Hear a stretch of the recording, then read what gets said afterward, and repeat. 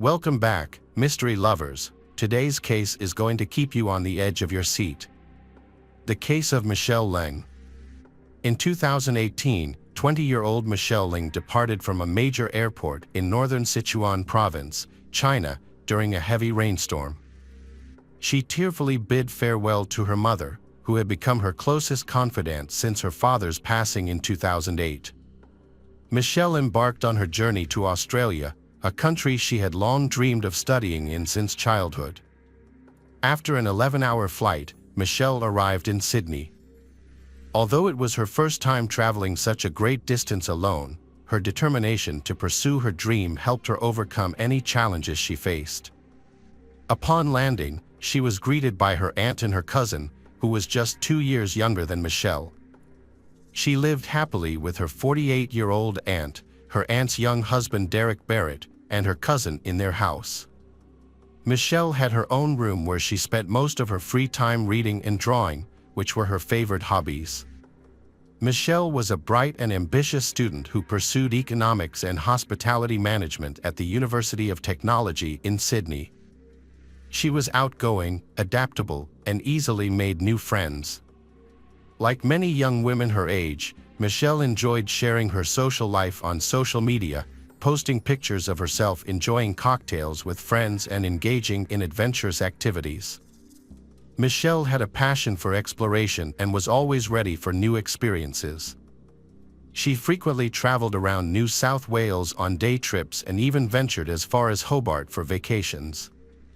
Her adventurous spirit was evident in her recent social media posts, which included videos from West Head Lookout near Sydney Harbour, photos from Resolute Beach in Ku-ring-gai Chase National Park north of the city, and images from Berry Beach on the south coast.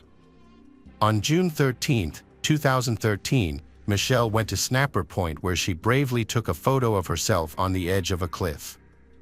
She then shared this ominous photo on her Instagram account.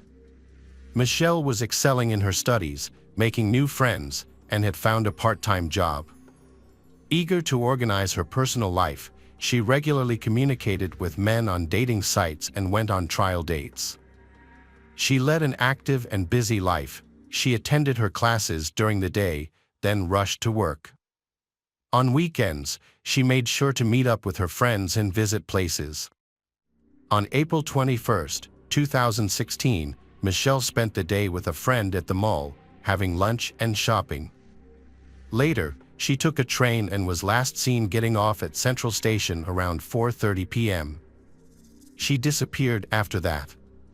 2 days later, Derek went to the train station to pick up his wife, who was returning from a business trip. Derek's aunt asked him about Michelle, and he informed her that he hadn't seen Michelle in 2 days. Derek, who had been jobless for a while, had a habit of staying up late on his computer and sleeping until the afternoon. Although it was possible he hadn't seen Michelle, the situation was concerning because no one had heard from her since April 22, and her phone was turned off. Michelle's aunt grew increasingly worried after calling all of Michelle's friends and acquaintances. Upon inspecting Michelle's room, everything appeared to be in its usual perfect order. After examining Michelle's laptop, the family concluded that she hadn't returned from her date, and they feared something might have happened to her. Michelle's disappearance was particularly alarming because she typically maintained daily contact with friends and family members living in China and Australia. On the day following Michelle's disappearance, her aunt and uncle Derek reported her missing to the police and informed the Chinese embassy. On April 24, 2016, tourists discovered a woman's body in a plastic bag at Snapper Point. While Michelle's relatives in both China and Australia were searching for her, local news channels reported the discovery of the unidentified body.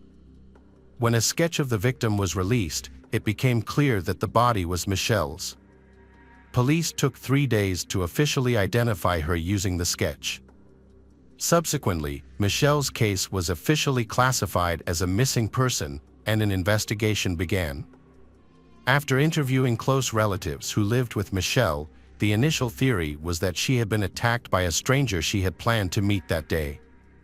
Security cameras recorded her movements on the day of her disappearance. In the footage and during a short train ride, Michelle was alone. According to her friends, she had no plans to meet anyone that day and was in a hurry to get home. The analysis of her social media accounts and correspondence did not confirm the existence of a young man she might have arranged to meet. Thus, the theory about a mysterious stranger who could have committed the crime was not confirmed. The autopsy confirmed that Michelle's body had multiple injuries, indicating she likely tried to defend herself from her attacker, suffering several stab wounds. Police Chief Inspector Gary Jubin stated that the evidence suggests Michelle was brutally assaulted before her death. She was last seen on her way home and didn't deviate to any other location, which raises questions about who could have attacked her so violently. The inspector also noted that the perpetrator probably deliberately chose a very isolated area in an otherwise beautiful place. The body was found in an area frequented by tourists and fishermen, but at a specific spot that was quite secluded. Forensic analysis revealed that Michelle's body had been in the water for less than 48 hours, possibly much less. The police chief inspector noted that while the body was found far from the national park entrance, a nearby parking lot made it possible for someone to transport the body by car. Homicide detectives examined CCTV footage and traffic cameras to trace Michelle's final movements. They also interviewed family members, friends, and co-workers to gather more information, aiming to reconstruct the events leading up to her death and understand the family dynamics in Michelle's household. Inspector Gary stressed that based on all gathered information, Michelle was known to be very responsible and consistently communicated her whereabouts to her family. Her sudden disappearance raised significant concerns for her well-being. Surprisingly, for 2 days, her family either didn't realize she was missing or chose to ignore it. As Derek was the last person known to have seen Michelle alive, police brought him in for questioning. Investigators found his stories about nighttime activities and extended daytime sleeping suspicious, leading them to conduct follow-up interviews. During these, they probed into his relationship with Michelle and asked him to recall their last encounter in detail. Derek, overwhelmed by the intense questioning, stopped answering and requested legal representation. His unusual behavior raised suspicions, leading to his arrest as a suspect. The arrest was explained by 2 key pieces of evidence. First, investigators discovered that Derek's cell phone signal placed him in the vicinity where Michelle's body was found on April 24. Second, police obtained surveillance footage from a nearby parking lot, showing a car matching Derek's vehicle in the early morning hours of that same day. These findings strongly suggested Derek's presence at the crime scene, leaving little doubt about his involvement. Derek denied the accusations and claimed that his presence in the parking lot was a mere coincidence, insisting that the car wasn't his. However, the surveillance footage was clear enough to prove he was there. The police charged him for the death of 25-year-old Michelle, whose naked body with multiple stab wounds was found in a blowhole on the central coast of New South Wales. The news of Derek's arrest and the charges against him shocked Michelle's entire family. The police spoke with Michelle's mother, who was devastated by her daughter's death and rushed to Sydney to see the place where her only daughter's dreams and life came to an end. She still couldn't come to terms with her passing. Derek Barrett, a 27-year-old man married to Michelle's aunt, was charged with the murder of the 25-year-old student. Police released CCTV footage showing Michelle's final movements on April 21 in Sydney's central business district. The video captured her shopping at Pitt Street Mall and then taking a train from St James Station to Casula in Sydney's southwest. Investigators believe Michelle returned to her family home in Casula that afternoon, where she lived with her uncle, aunt, and cousin. It is presumed that she was murdered in her home. CCTV footage reportedly showed a vehicle entering Lake Munmora National Park around 7 a.m. on April 24. Police believe Michelle's body was in this vehicle. Although Derek was arrested and charged initially, the investigation continued.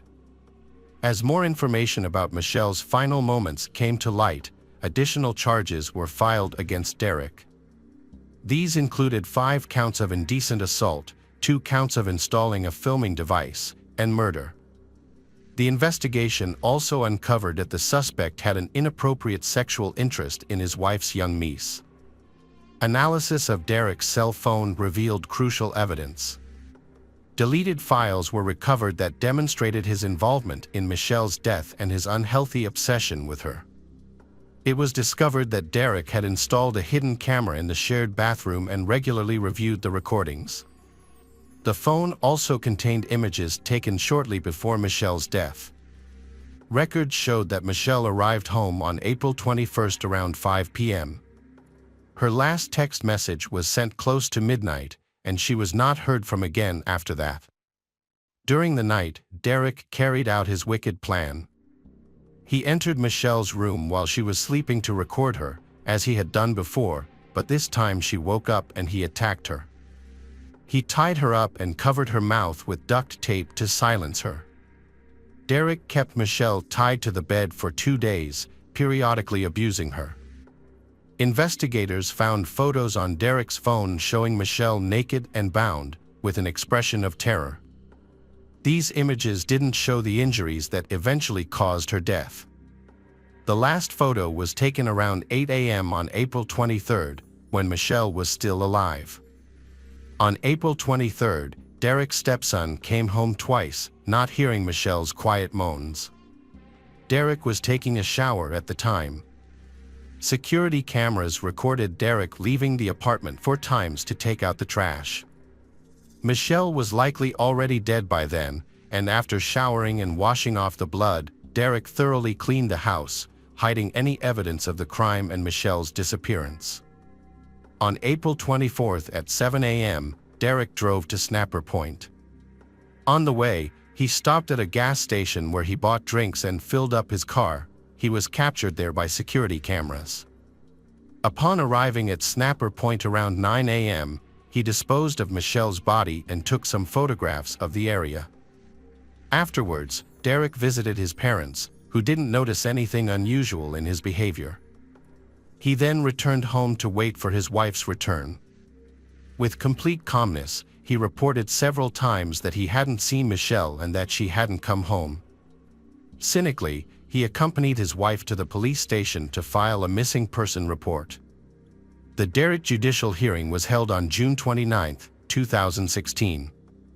Bill Whitby, Derek's lawyer, informed the local Bowood court that his client pleaded not guilty and was as shocked and grief-stricken by Michelle's death as the rest of the family. Michelle's friends and family filled the courtroom, but Derek didn't need to be present. He later appeared via video conference. A day before the hearing, the accused had stated that he didn't remember much about the hours leading up to Michelle's murder due to his use of illegal drugs. He also informed the court that he only had vague memories of the 2-hour trip to Snapper Point, where he threw Michelle's body off the cliff. Before the court hearing, Derek underwent a psychological evaluation. However, forensic psychologist Dr. Richard challenged Derek's claims of memory loss. Dr. Richard testified that Derek was mentally fit to receive the full sentence for his actions. He explained that the drugs Derek had been taking were not known to cause memory loss. Dr. Richard argued that all of Derek's actions, from the murder to the disposal of the body, were deliberate and purposeful. He also reported that Derek's IQ, concentration, and memory were within normal ranges. Furthermore, Dr. Richard dismissed Derek's claims of memory loss, stating that the high number of stab wounds suggested sadistic tendencies rather than emotional outbursts or memory lapses. This expert testimony significantly undermined Derek's defense. The psychologist also rejected Derek's claim that he had no sexual attraction towards the victim. Derek tied up, gagged, and stabbed the young girl 30 times, but he claimed to have no memory of these acts. Dr. Richard also told the court that the accused was faking amnesia to lessen his responsibility for the crime, after claiming not to remember the period during which he had apprehended and killed Michelle. During the trial, Derek tried to explain his crime by claiming to be addicted to illegal drugs. However, This claim was also questioned by the doctor. Richard pointed out that Derek's statement was contradictory, as it was obvious that Derek had gained weight during this period. Judge Wilson stated that in his 30 years as a criminal defense lawyer, he had never seen an obese person addicted to substances. During a court hearing in Sydney, Derek's demeanor exhibited characteristics often associated with psychopathy. His crime was not attributed to intoxication, poor decision-making, or a history of abuse. At a retrial in August, Derek admitted to murdering and kidnapping Michelle, as well as secretly entering her room on 2 occasions while she slept to make videos. He also confessed to taking 19 explicit photographs of Michelle shortly before her death. Derek claimed he had no recollection of the 48-hour period surrounding the murder, including cleaning the crime scene and disposing of the body, due to being under the influence of illegal substances. He stated that his only memories were of an argument, blood in the bathroom, and his niece's terrified face as she screamed at him. Judge Wilson dismissed Derek's claims of memory loss and lack of remorse as insincere. The Michelle family comforted each other while Derek tearfully insisted he deserved to live and expressed regret for his actions. Judge Wilson described the crime as depraved and brutal, carried out by a trusted relative. As the judge recounted Derek's fantasies and actions, he stared at the floor, no longer reveling in the attention. It was clear his attempts to deceive had failed. Despite claiming drug-induced memory lapses, the events were likely vivid in his mind. Throughout the court proceedings, Derek remained stoic, repeatedly uttering his victim's name. In his statement to the court, Chief Inspector Gary Jubilant from the NSW Police Homicide Unit described the crime as horrific and senseless. He expressed satisfaction that justice was served but emphasized that there was no happiness in such a case.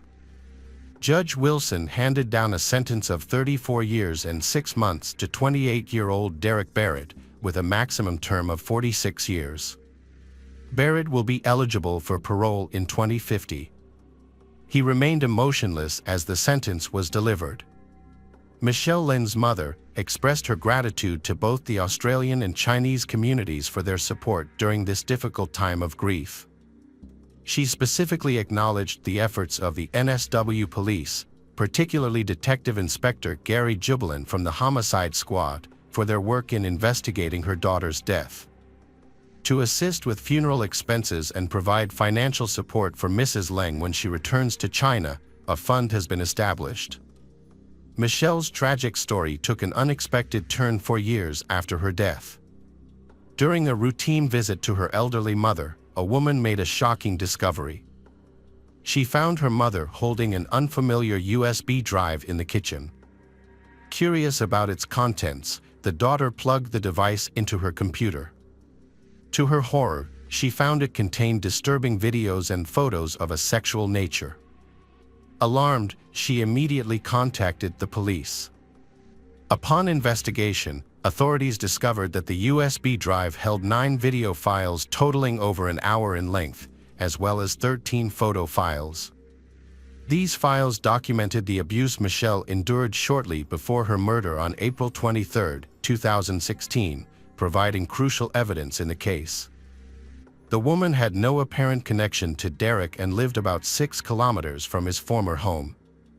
The origin of the USB device and how it ended up in the woman's family home is unknown.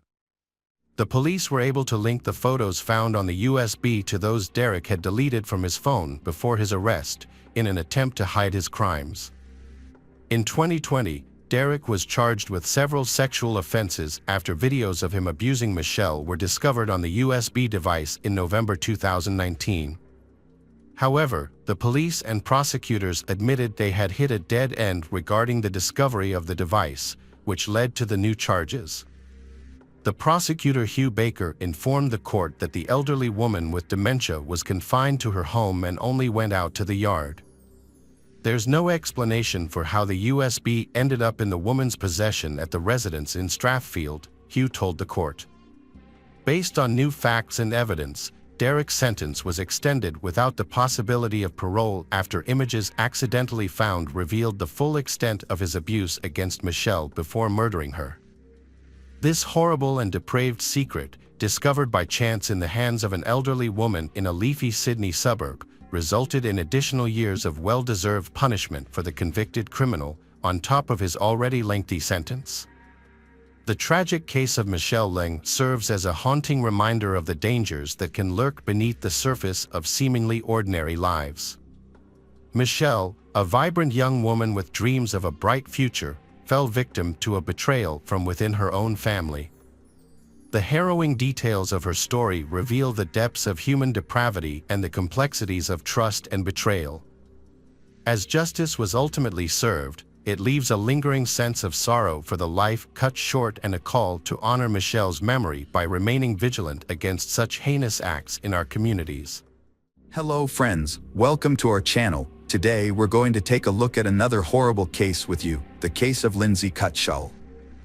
Lindsay Cutshall was born in 1982 in the small town of White Eyes, Ohio, to a devoutly Christian family. Her father was a pastor, and she was raised with strong religious values. Despite her strict upbringing, Lindsay was an adventurous and active child who enjoyed sports and later developed a passion for hiking and extreme tourism. After completing her education, Lindsay attended Appalachian Bible College in West Virginia, where she honed her outdoor skills. She regularly went on hikes, climbed mountains, and rafted down rivers, often organizing her own expeditions.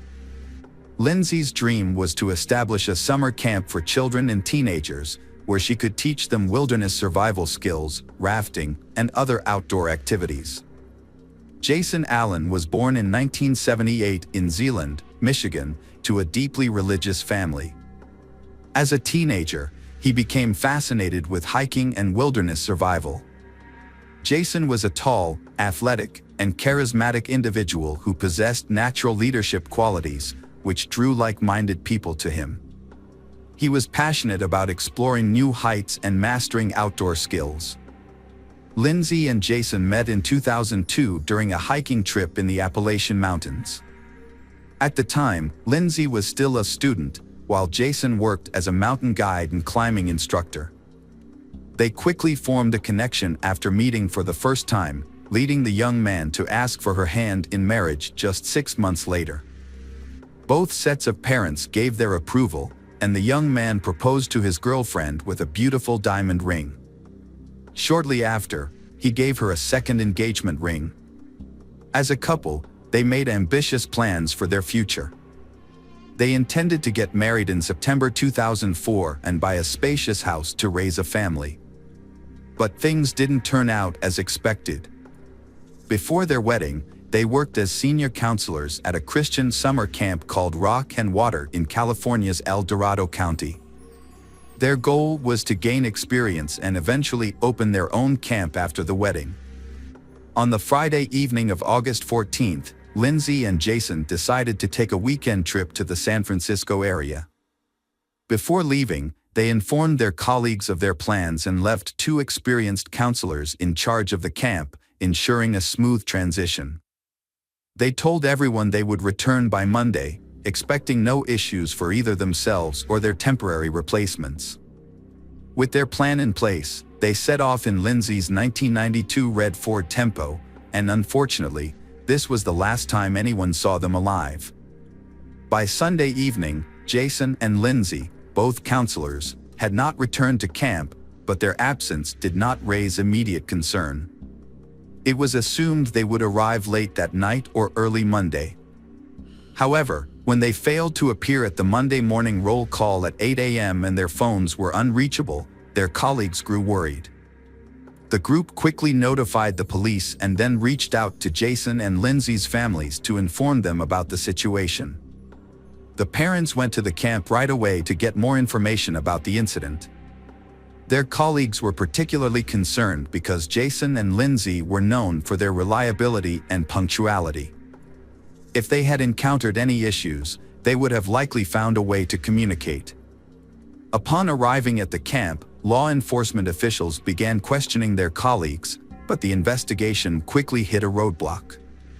No one knew exactly where Jason and Lindsay had gone. They had planned to explore the San Francisco area, but their love for adventure and extreme activities made it likely that they were in a remote location with no access to communication or civilization. The police decided to wait for 48 hours, allowing the missing couple a window to possibly return home by themselves. In the meantime, concerned relatives and friends didn't want to delay any longer, and therefore decided to start searching. They reached out to everyone in their network, trying to gather information about the last time someone had contact with they. A missing person flyer featuring a photo of they was circulated, asking witnesses to report any potential sightings right away. By Tuesday, law enforcement had joined the search. The main focus was on the San Francisco area, its surrounding suburbs, and nearby localities. However, the large terrain made it challenging to thoroughly search every inch. A friend's insight that they frequently visited the secluded and picturesque rocky beaches led the police to concentrate on these locations. As the search effort dragged on for days, with several bodies found in sleeping bags in the targeted areas, the likelihood of finding they alive decreased significantly. On Wednesday, August 19th, a helicopter patrol spotted 2 bodies in sleeping bags on a remote rocky beach, indicating that the individuals were likely deceased rather than just resting. Upon arriving at the scene, police found a red Ford Tempo parked near a tourist shelter and a steep trail leading to a scenic beach. The car was identified as belonging to missing student Lindsay Cutshall after a database check. As officers descended the trail, they discovered 2 people in sleeping bags, who initially appeared to be sleeping. However, they did not respond to calls or noise. Closer inspection revealed that the individuals, a young man and woman, were deceased, with no signs of life. Preliminary examination suggested that they had been killed by gunshot wounds to the head, and the smell of decomposition indicated they had been there for over a day. All of their belongings, including phones, wallets, bank cards, and cash, were found next to them, ruling out robbery as a motive. The car keys were also visible, eliminating car theft as a motive. Investigators initially believed the deceased were the young couple who had gone missing near San Francisco the previous week. Documents found at the scene confirmed the identities of the victims as Lindsay Cutshall and Jason Allen. However, formal identification by their relatives was still necessary.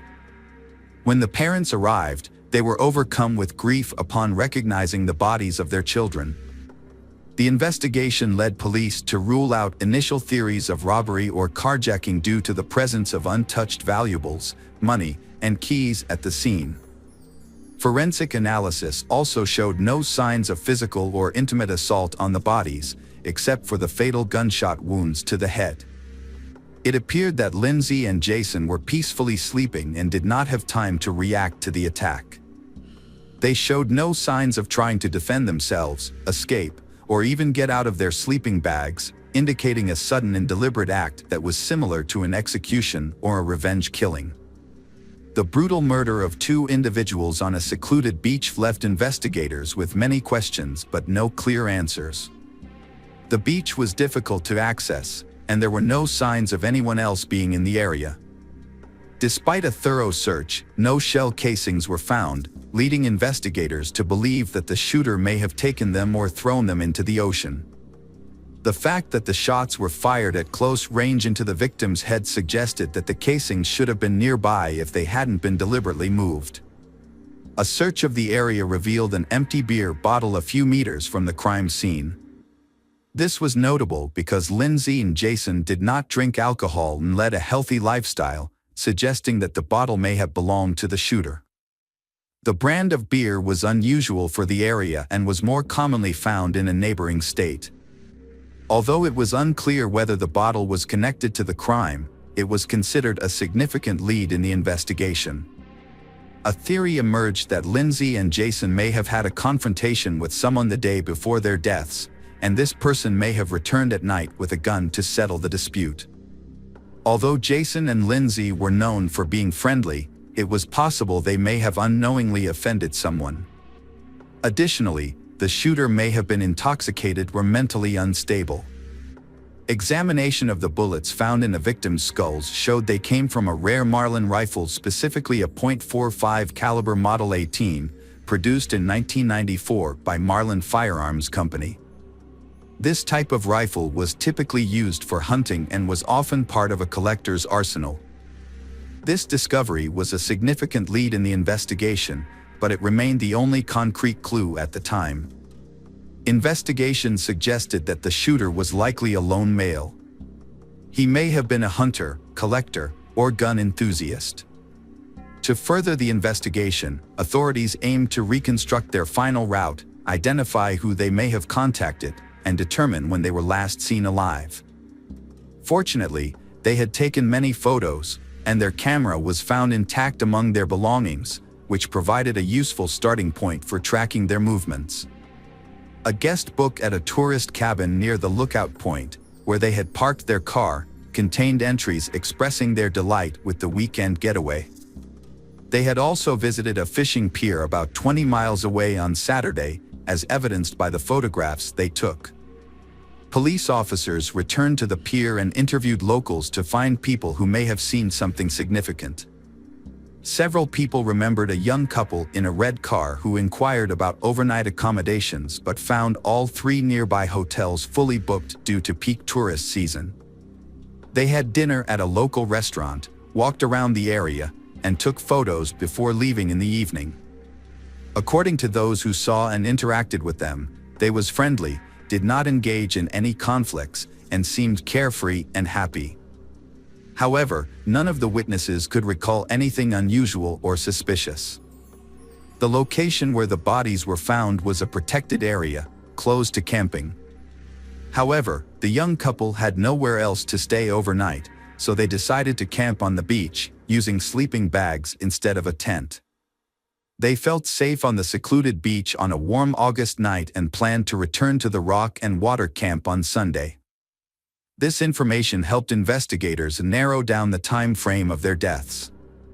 Since they went to sleep but didn't survive until morning, it's likely they were killed between 11 p.m. on Saturday and dawn on Sunday. Despite the ongoing investigation and public appeals for information, police withheld certain details, including the results of the ballistics analysis. This action was taken to prevent the suspect from being tipped off and getting rid of the murder weapon before the investigation could start. The investigation first focused on a local homeless man who was known to sleep on the beach where the crime occurred. He was found and questioned by police, but despite not having an alibi for the night of the crime, he was not confirmed to be involved. The main reasons for this were that the murder weapon was never found and his DNA did not match the DNA found on a beer bottle discovered at the crime scene. The case went cold for nearly 2 years, but in the spring of 2006, police decided to release more information about the crime, including details about the weapon used. They also offered a $50,000 reward for any information that could help identify the perpetrator and solve the case. Following the public appeal, authorities received over 1,000 calls, but only a few were useful for the investigation. One individual, 26 years old Sean Gallen, drew particular attention from several locals who described him as an aggressive collector of firearms and blades. He was reportedly prone to conflicts, had a history of property damage, and frequently threatened violent behavior. The police investigated Sean Gallen and questioned him because they already knew him from previous incidents involving fights and drunk driving. Upon inspecting his possessions, Sean did possess numerous weapons but did not own the rifle in question. Authorities were unable to verify his whereabouts around the time of the crime due to the year gap, and his DNA did not match the sample found on the beer bottle at the crime scene, forcing his release. Meanwhile, international authorities were investigating another individual, 61 years old Joseph Henry Burgess, who made locals nervous due to his tendency to carry firearms and exhibit aggressive behavior. Burgess was described as erratic, often claiming he received orders from God, sparking suspicion that he could be the perpetrator. Joseph Burgess was living in Canada in the late 1970s, feeling lost and without a clear sense of purpose or direction in his life. In 1978, he joined the Children of God commune, presenting himself as a deeply devoted individual. Those around him considered him excessively zealous. A rivalry with two young members escalated into hostility, and shortly after, both individuals were found dead with multiple close-range gunshot wounds to the head. The circumstances of their deaths were particularly notable. Their bodies were discovered in sleeping bags on a beach, suggesting they were shot while asleep. By the time the authorities arrived, Joseph had disappeared. Although evidence left behind implicated him in the crime, he had already fled to the United States, crossing the border illegally. Joseph managed to evade capture for nearly 25 years until the police linked him to a double homicide in California. However, the opportunity to question him was lost when a shootout occurred during his arrest, resulting in the deaths of both a police sergeant and Joseph, who initiated the gunfire. This ultimately unresolved case remained shrouded in mystery. A 35-year-old man named Seamus Gallen was killed by his younger brother, Sean Gallen. The brothers had gotten into an argument, during which Sean, who was under the influence of illicit substances, shot Seamus 3 times with a gun. Sean had a history with the police, having been previously investigated for a double murder on a beach, but was released due to lack of evidence. Since then, Sean had been in trouble with the law twice for causing property damage and making threats, but only received fines. It was also discovered that Sean was an avid hunter and enjoyed making knives and other bladed weapons. People who knew him described him as antisocial, aggressive, and unpredictable. After killing his brother, Sean tried to run away but was caught almost immediately. The police decided to take another look at Sean's possible involvement in a crime that happened 13 years ago. They found useful information on his social media page, where he had posted pictures of his large collection of weapons and talked about his supposed psychic abilities. According to his posts, Sean believed he was on a special mission and was receiving instructions from outer space. Sean's behavior initially led police to suspect that he had serious mental health issues. He refused to cooperate with the investigation, spoke incoherently, and maintained his innocence. A new lead was found by investigators who examined private messages on the deceased brother's social media page, something no one anticipated. In 2006, a $50,000 reward had been offered for information about a double homicide case. Sean's former girlfriend had messaged his brother, suggesting that she could claim the reward by turning Sean in. It appeared that both the girlfriend and the brother had knowledge about the case, but they had chosen to remain silent. Unfortunately, it was no longer possible to question either of them, as the brother had been shot and the girlfriend had died in a car accident 2 years earlier. However, when Sean was shown the printouts of the messages between his former girlfriend and his brother, he made a shocking confession. Despite his initial denials, Sean began to provide a detailed account of the events surrounding the double homicide. His recollection of the details was vivid, even though more than 13 years had passed since the crime occurred. One evening, a man left his house with a Marlin rifle, planning to hunt in a nearby wooded area. However, after wandering aimlessly for a couple of hours, he decided to head down to a nearby beach, which he believed was a good spot to find wild boars. As he walked along the shore, he came across 2 sleeping bags with a young man and woman asleep inside. He stood there watching them for several minutes, when suddenly he heard voices in his head telling him to kill them. The man claimed that this was a mission from outer space that he had to carry out. So, he pointed his rifle directly at the young man's head and fired, instantly killing him. The sound of the shot woke she, but before she could even process what was happening, the man fired again, killing her as well. He then picked up the spent casings and put them in an empty beer can he had been carrying. Later, he threw the can into some bushes in his father's backyard, where he also hid the rifle, asking his father to keep it for him. Sean's father hid the murder weapon in the cellar of his old barn without asking any questions. Remarkably, Sean's account of the crime was later confirmed. When the barn eventually collapsed, the rifle was discovered at the site, and a beer can with shell casings was still hidden in the overgrown bushes in the backyard. The property's abandonment after Sean's father passed away in 2009 had helped preserve these key pieces of evidence. A beer bottle found on the beach was initially considered evidence, but it was later discovered to be unrelated to the crime. Sean claimed that voices in his head ordered him to commit violent acts and that he was not aware of his actions when he committed the crime. His defense argued that Sean was mentally ill and unfit to stand trial. The court relied on expert psychiatrists to assess the validity of these claims. The psychiatric evaluation found that Sean did indeed suffer from multiple mental health disorders, which were exacerbated by his use of alcohol and prohibited substances. However, the evaluation also showed that at the time of the crime, Sean acted with deliberation and careful planning, fully aware of his actions and the need to cover his tracks to avoid detection. Specifically, Sean deliberately killed the young man first, knowing that she would be less able to resist or defend herself if anything went wrong. Sean carefully removed the casings and handed the rifle to his father, instructing him to conceal it. Although psychiatrists diagnosed Sean with mental issues, they concluded he was mentally fit to stand trial and be held accountable for his actions.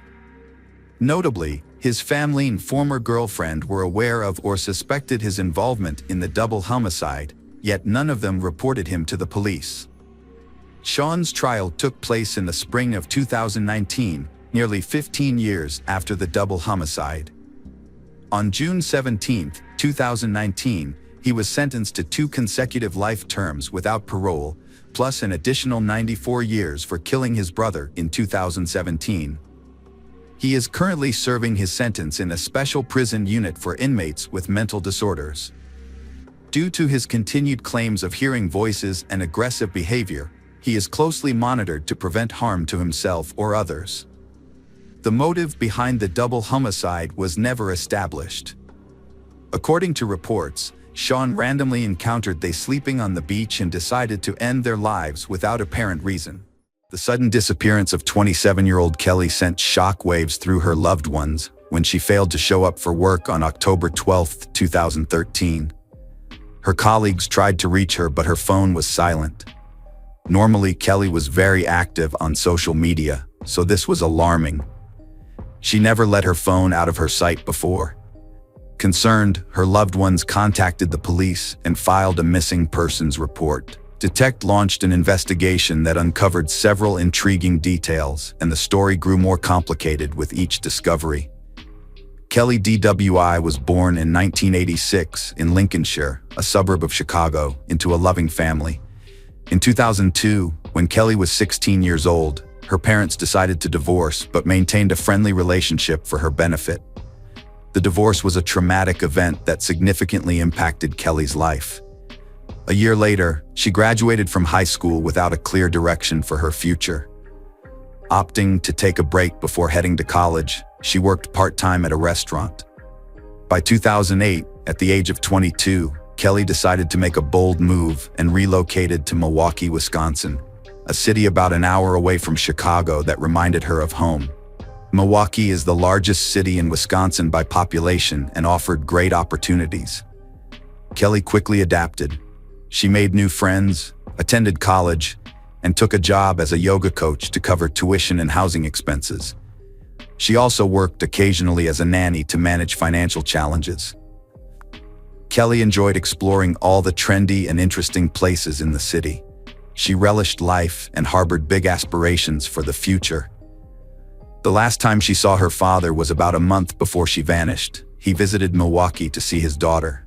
At that time, Kelly had already graduated and was working as both a yoga trainer and a sales clerk at a sports store.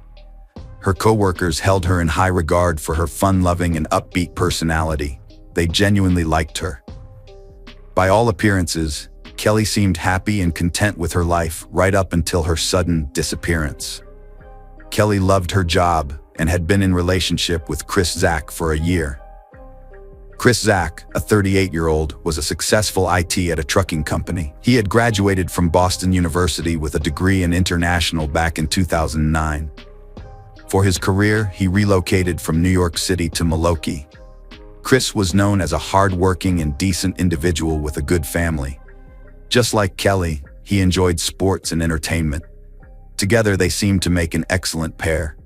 By that time, Chris had already established a successful career, owned a luxurious apartment, drove an expensive car, and accumulated significant wealth on his own. Kelly's father liked Chris and believed he was well suited for her.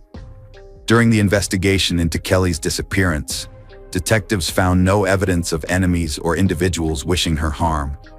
All her personal belongings were left at home, which ruled out the possibility of her running away voluntarily. What alarmed the authorities was the absence of any activity on her bank accounts and phone, leading officers to believe she might be in trouble. The last person to see Kelly on October 10, 2013, was her boyfriend, Chris. Investigators invited him to the station for questioning. Chris stated that they met at his luxury apartment in Lafayette Towers and spent some time there before heading to a small bar across the street around 8 p.m. There, they socialized with others and had drinks. Cheerfully, they returned to his apartment by about 2:30 a.m., went to bed soon after. By 9 a.m., Kelly left the apartment and they never saw each other again. Chris stressed that he did not consider Kelly as his girlfriend. As per him, they had an open relationship and he was genuinely in love with another woman with whom he envisioned his future. This revelation made investigators suspicious, despite Chris's story appearing plausible on the surface. Detectives decided to scrutinize him further. They interviewed friends who were with the couple that night to gather more insights. They confirmed they had an enjoyable time together, starting at the bar, then moving outdoors. Hungry, they ordered a pizza and ate it right on a bench. Kelly was in good spirits and shared her for the next day, which happened to be her day off. She intended to catch up on sleep, practice yoga, do laundry, and rest. Chris and Kelly later headed home. Shortly after, a friend came over for another drink upon their invitation. This friend felt uncomfortable being in Chris's apartment. After having a few drinks, she sensed tension within the couple and decided to leave. She mentioned that Chris was smoking and chatting with her that night, while Kelly seemed rather sad.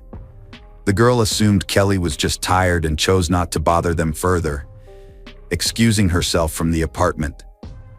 Upon conversing candidly with Kelly's other girlfriends, the investigator discovered that things were not as smooth as they appeared between Chris and Kelly. While Kelly was genuinely in love with him, Chris didn't seem equally invested in the relationship. He wasn't making any joint plans with her for their future, which distressed Kelly. Kelly suspected that Chris was involved in an affair and foresaw an impending breakup. Consequently, she began exploring other options by registering on a dating site and corresponding with different men online without meeting them in person, hoping to normalize relations with Chris. Her friends disclosed that they noticed bruises on Kelly's arms and neck, but whenever they questioned her about it, Kelly deflected by joking about having had a crazy night and changed the subject immediately. They harbored suspicions of possible violence, but Kelly never confirmed these suspicions. By then, the CCTV footage from Chris's house had been analyzed. It showed the couple returning drunk to the apartment at night. However, there was no evidence of Kelly leaving afterward. This contradicted Chris's claim that Kelly left his home at 9 a.m. the next morning. It turned out another friend of Chris's had been at the apartment that evening. This friend reported using illegal substances with Chris. Based on this information, detectives obtained a search warrant for the apartment and went to Chris's residence. Inside, they discovered various substances, pills, pipes, and other items, and arrested Chris for possession. The detectives also noted an unusual detail: a torn curtain in the bathroom. The hooks that held it were damaged, as if the curtain had been ripped off by force. During interrogation, Chris remained calm and confirmed he had taken substances, but denied distributing them. The police accessed Chris's cell phone and found alarming materials. There were photos of a girl, naked and unconscious on his bed, as well as a video showing him raping the unconscious girl and seemingly strangling her. Suspicions arose that Chris was drugging the girl to become intimate with her. These materials were entered into evidence concerning Kelly's disappearance. Subsequently, the police returned to Chris's apartment with a dog trained to detect dead bodies. The dog responded to both the bed and bathroom in Chris's apartment, then indicated interest at the front door. The dog later led law enforcement officers to Chris's car in the parking lot and pointed towards garbage cans. By this point, investigators were certain the missing person was deceased, making Chris the prime suspect in Kelly's case. Evidence suggested Kelly spent her last moments in his apartment before he transported her body elsewhere by car. However, it remained unclear how he managed to move her body undetected by any of the 28 CCTV cameras present. While continuing their investigation, police examined Chris's computer and found explicit images involving minors. Consequently, he faced charges for possession of these materials. At that point, Chris was out on bail pending trial as investigators continued seeking evidence and Kelly's body to file charges against him effectively. After recalling what Chris had mentioned about another girl he was dating secretly, detectives began investigating the suspect's double life. It turned out that this girl's name was Megan, and they had been seeing each other for approximately 3 years. However, Megan was unaware of Kelly's presence in Chris's life. The detectives approached Megan and showed her photographs of Chris's apartment. As she examined the images, Megan noticed that several items were missing. They lacked a shower curtain, a rug, and several towels. The bedroom was missing a large golf bag that was always kept there. Based on the description, detectives hypothesized that Kelly's body could have fit inside such a bag. After scrutinizing all entrances and exits within the building, the police deduced that Chris had one alternate route to reach his car without being seen. It appeared he had premeditated this route, studying the house well in advance. Parking lot camera footage revealed Chris arriving with a large bag that he stored in the trunk of his car. Chris departed from his residence at 10:06 a.m. on October 11th. At exactly 10:08 a.m., Kelly's phone was permanently disconnected at the same location. Over the succeeding 8 hours, footage captured Chris making multiple trips to and from the house while loading items into his car. He finally left for good at 6:16 p.m., not returning until the next day. When interrogated by investigators concerning his activities, Chris claimed he was transferring his summer sports equipment to his mother's house. However, no one found this statement credible around 7:30 p.m. on that same day. Chris had planned to meet Megan, but arrived over an hour late. Detectives speculated that during this time, he was likely searching for an appropriate location to dispose of Kelly's body, thus causing his delay. Unfortunately, tracking his movements throughout the day posed difficulties since he had turned off his phone earlier that morning. Being an experienced IT professional, Chris likely understood that keeping his phone active would facilitate easy tracking through phone billing information. According to Megan's testimony, Chris was not himself that night. He seemed agitated and nervous. He started fiddling with his phone, claiming it wasn't working, which he said was the reason for his lateness. After the date, they headed to Megan's apartment, where they spent the night. Throughout ordeal, Chris appeared so stressed out that he didn't sleep a wink and sweated profusely to the point where she even had to change the sheets the morning. Investigators speculated that his anxiety was due to not yet having disposed of Kelly's body, which was in his trunk. Fear of exposure loomed large. Chris was evidently trying to figure out where he could hide the remains. On the morning of October 12th, he said goodbye to Megan and left. But before leaving, he tried to convince her to move with him urgently to another city, Denver, but she refused. Police officers were able to track where Chris went using his car's GPS. It led them to a place called Cheese House, a cheese store located 130 kilometers from Milwaukee. But why would Chris need to drive that far early in the morning for cheese? Obviously, that's not why he headed there. However, Chris claimed he bought a piece of cheese there for his parents and even had a receipt for the 9:55 a.m. purchase on October 12th. His parents confirmed that he brought them cheese. Yet it was hard for investigators to believe this, because similar cheese could easily be bought at a regular supermarket near his house. The police suspected this area might be where he disposed of Kelly's body.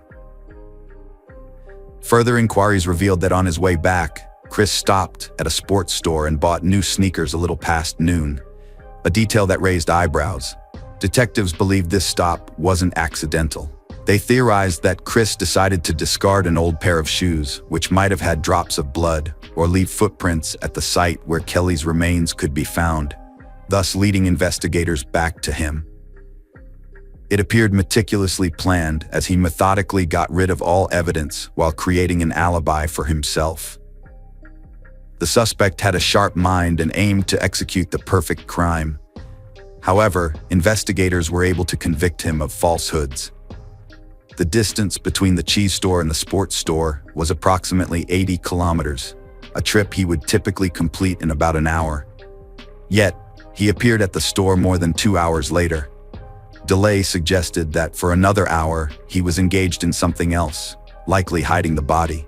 The theory was that he had found a place along the way to dispose of the bag. Police were on the hunt for the body, but lacked a specific location, making their search challenging and inconclusive. The possible search area covered the entire 80 kilometers route, a scenario akin to looking for a needle in a haystack. Meanwhile, in November 2014, Chris Zoka faced trial for possession of illegal substances and explicit child photos. He pleaded guilty and received a sentence of 19 years in prison. This was already significant for Milwaukee police, as they managed to imprison such a dangerous individual. Concurrently, the roadside search persisted. At one point, success came when human remains were discovered by a local resident taking a walk in a wooded area about 60 kilometers from the city. Dental records later identified these remains as Kelly DWI's. The local resident immediately reported this grim discovery to the sheriff's office. The authorities quickly presumed these were Kelly's remains, whose whereabouts they had sought for so long. This find finally concluded the search for their daughter for Kelly's parents, who had known no peace for over a year and a half. Now it was imperative to seek justice for her by establishing the precise cause of death. From the skeleton alone, determining this cause was impossible. The medical examiner suggested that Kelly might have been strangled. However, since there was no significant pressure applied, her hyoid bone remained unbroken. There wasn't any evidence at the site where her body was found, not even remnants like torn curtains or towels or any bags, leaving many questions unanswered. The position of the body was highly unusual. The skeleton was discovered face down, with one arm positioned beneath the torso, and the legs bent as if confined for a prolonged period post-mortem. This suggested Kelly had indeed been hidden in that golf bag.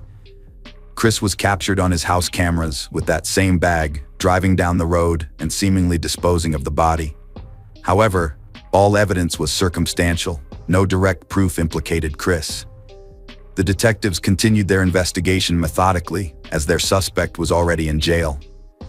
Ultimately, Chris wasn't charged until 5 years after Kelly's disappearance. The charges were negligent homicide and hiding the body. The police couldn't prove premeditation. They surmised that on that night, events unfolded similarly to what investigators observed in the video. Chris got intimate with Kelly, lost control during strangulation, and killed her. Following this unintended act, he removed the bathroom curtain, rug and towels to wrap her body carefully before cleaning the house thoroughly and concealing the body in a bag. Chris maintained his innocence throughout the trial. The prosecution presented CCTV footage and cell phone recordings depicting the strangulation. Additionally, a canine inspection of his apartment corroborated incriminating findings. Megan testified against him, noting his unusual nervousness on that day and tardiness for a meeting. Chris's ex-girlfriends also testified at the trial, describing his troubling interest in choking and rough sex which frightened them. Meanwhile, the defense argued that there was no direct evidence linking him to Kelly's murder. The whole case leaned heavily on guesswork and speculation. Despite these allegations, Chris had no prior arrests or convictions other than a substance possession story. He was an accomplished IT professional with a reputable career and family life, appearing incapable of such an act. Additionally, it emerged during trial not all CCTV footage had been preserved fully beforehand. This lack of comprehensive evidence added further complications to establishing a clear narrative around what precisely transpired. The prosecution couldn't definitively prove that the deceased hadn't exited the house. The defense even brought a witness to trial who claimed he saw a girl resembling Kelly the weekend after she vanished. This witness had seen her on TV as a missing person, but wasn't absolutely certain it was Kelly. This gave the defense an opening to propose that Kelly had indeed left Chris's apartment and subsequently encountered one of her new online dates. Regarding the dog search, the defense argued there's no way to confirm what exactly alerted the dog, as there was no videotape. Hence, it relies solely on the police officer's interpretation, which could be subjective. However, the prosecution countered by stating that the dog experiment was carried out as objectively as possible in front of numerous police officers who all concurred with its results. Moreover, they suggested the witness likely saw another girl in that car because by then Kelly had ceased all communication, no answers to calls or messages, and inactive social media, which was uncharacteristic of her. Thus, they asserted Kelly must have been dead by that time. The prosecutor convinced the jury that Chris orchestrated her murder meticulously and eliminated evidence so thoroughly they couldn't directly link him to it. Despite this, after lengthy deliberation, the jury found him guilty of first-degree negligent homicide and concealing a body. The victim's family and prosecution pushed for the harshest sentence of 48 years imprisonment.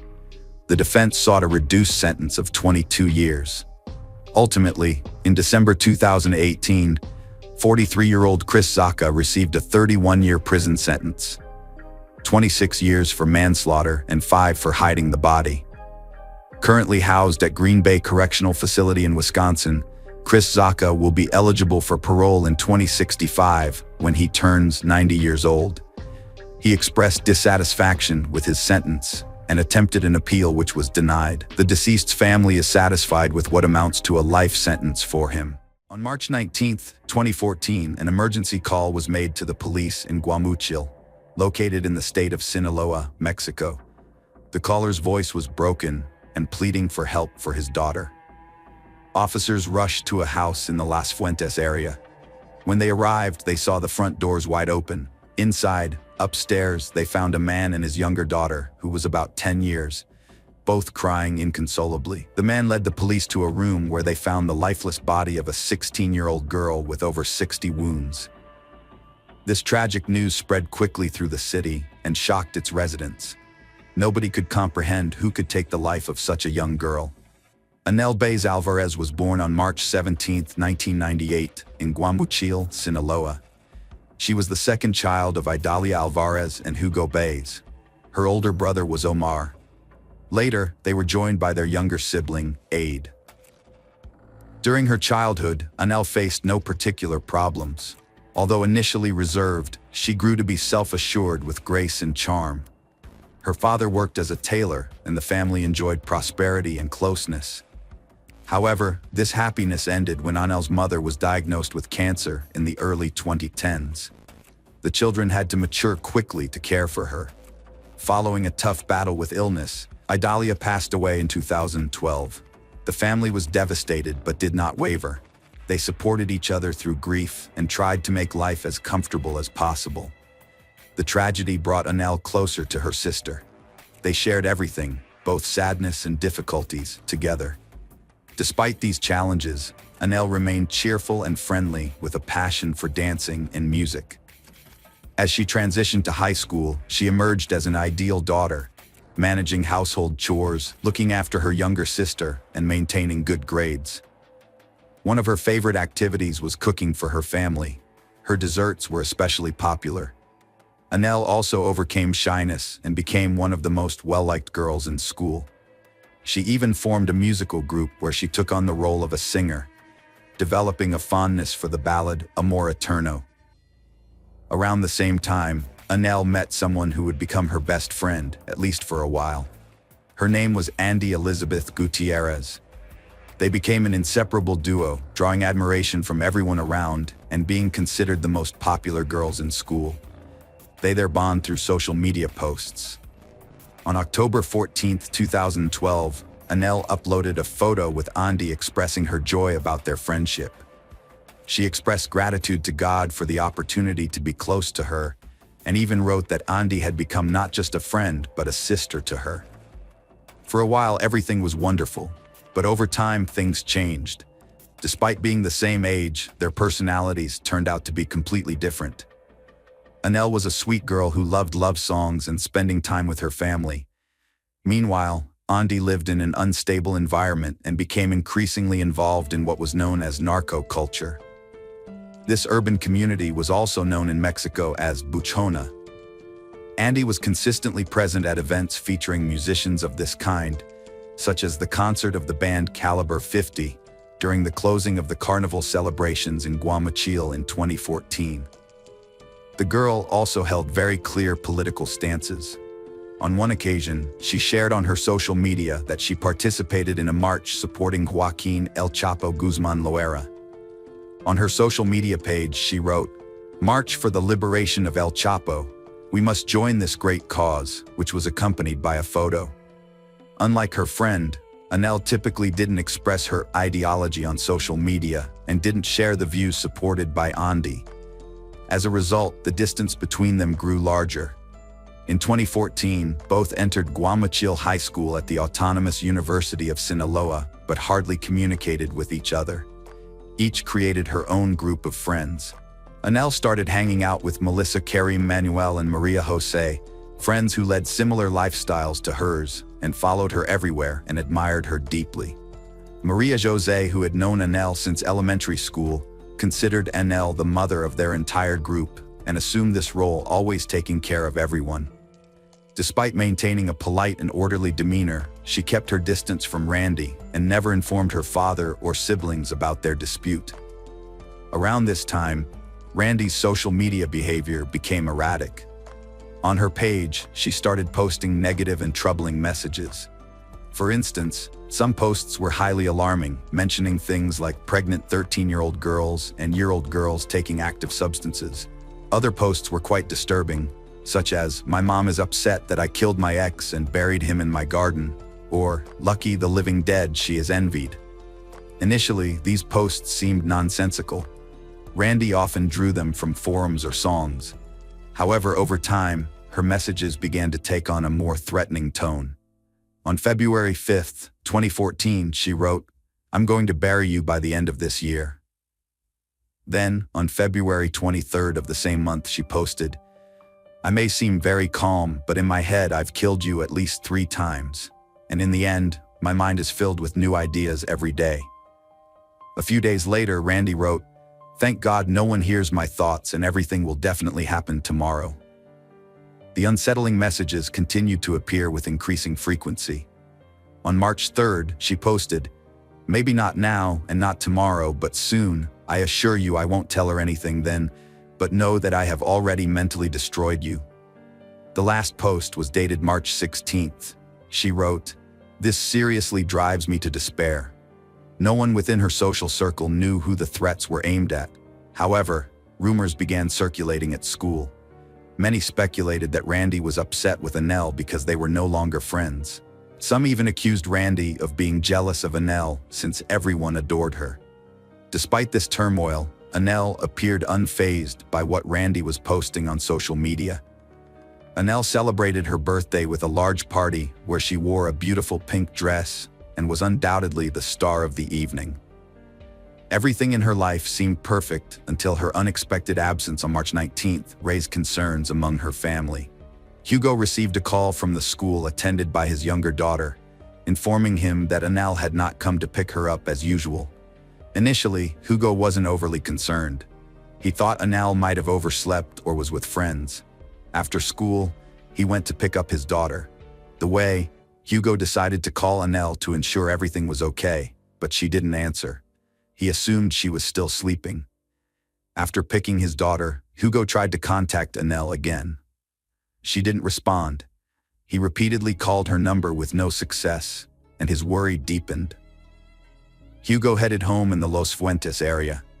Upon arriving, he noticed that the front door was wide open. Entering the main living room, father and daughter saw that some items had been moved. They thought it might have been a robbery. They shouted Annelle's name and searched for her throughout the house. She did not respond and couldn't be found anywhere. Finally, Hugo reached her room. He tried to open the door, but it was locked, raising his concern further. He knocked several times without getting a response from Annelle. Hugo then broke down the door. What he saw took his breath away. Annelle's lifeless body lay on the floor with numerous wounds and blood stains around her. He immediately called the police, who soon arrived at the scene. Seeing the crime scene, officers initially thought that a very strong person or group had committed the crime. Although there were blood stains in the room, they were minimal. It was evident someone had tried to clean them up. Later during the autopsy, the forensic expert determined that Annelle had sustained 65 stab wounds in total. Officers were convinced that this attack was carried out by someone harboring strong hatred toward her. Moreover, since neither doors nor windows were forced open, detectives believed Annelle knew her assailant and let them into the house willingly. They speculated she might have arranged to meet with this person that day. However, upon checking her mobile phone, they found nothing suggesting such an arrangement. No invitations or planned visits were evident on her phone records. Initially, Hugo wasn't too concerned. He figured Annelle might have overslept or was with friends. After school, he went to pick up his daughter. The way, Hugo decided to call Annelle just to check in, but there was no answer. Thought she might still be sleeping. After picking up his daughter, he tried contacting Annelle again, but there was still no response. Hugo called repeatedly with no success. His concern grew. Heading home to their place in Los Fuentes, he noticed the front door was wide open.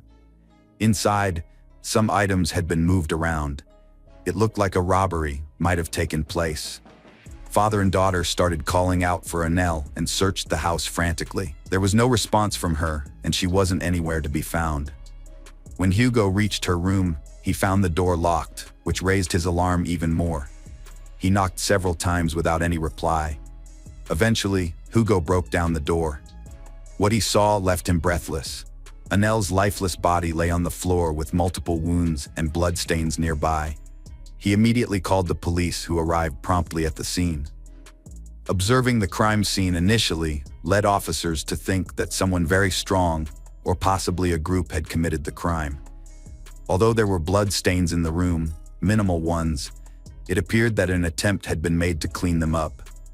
Later during the autopsy, a forensic expert determined that Annelle had sustained 65 stab wounds. Officers began believing that someone with intense hatred towards her carried out the attack. There were no signs of forced entry. Doors and windows remained intact, suggesting that Annelle knew her assailant and let them in willingly. They even speculated whether she had arranged to meet someone that day. However, upon checking her mobile phone records, they found nothing indicating an invite to anyone to her home that day. It appeared to be a random encounter since there were no surveillance cameras in the vicinity. Officers decided to interview the neighbors. A few of them reported seeing a slender girl with black hair leaving the house. These statements helped narrow down the pool of suspects, and investigators were no longer looking for a man or a group of people. Following this, officers began questioning Annelle's close circle. All relatives had solid alibis, asserting that the girl had no enemies, was very friendly, and they couldn't imagine anyone wishing her harm. However, detectives took an interest in a post on Randy's social media in which she expressed shock at Annelle's death. Some people conveyed their condolences, but others started pointing fingers at Randy as the murderer. They flooded the post with comments accusing her and claiming she was guilty of the crime. Randy deleted her account, but it was already too late. Police called several of Annel's friends to ask about the connection between the two girls.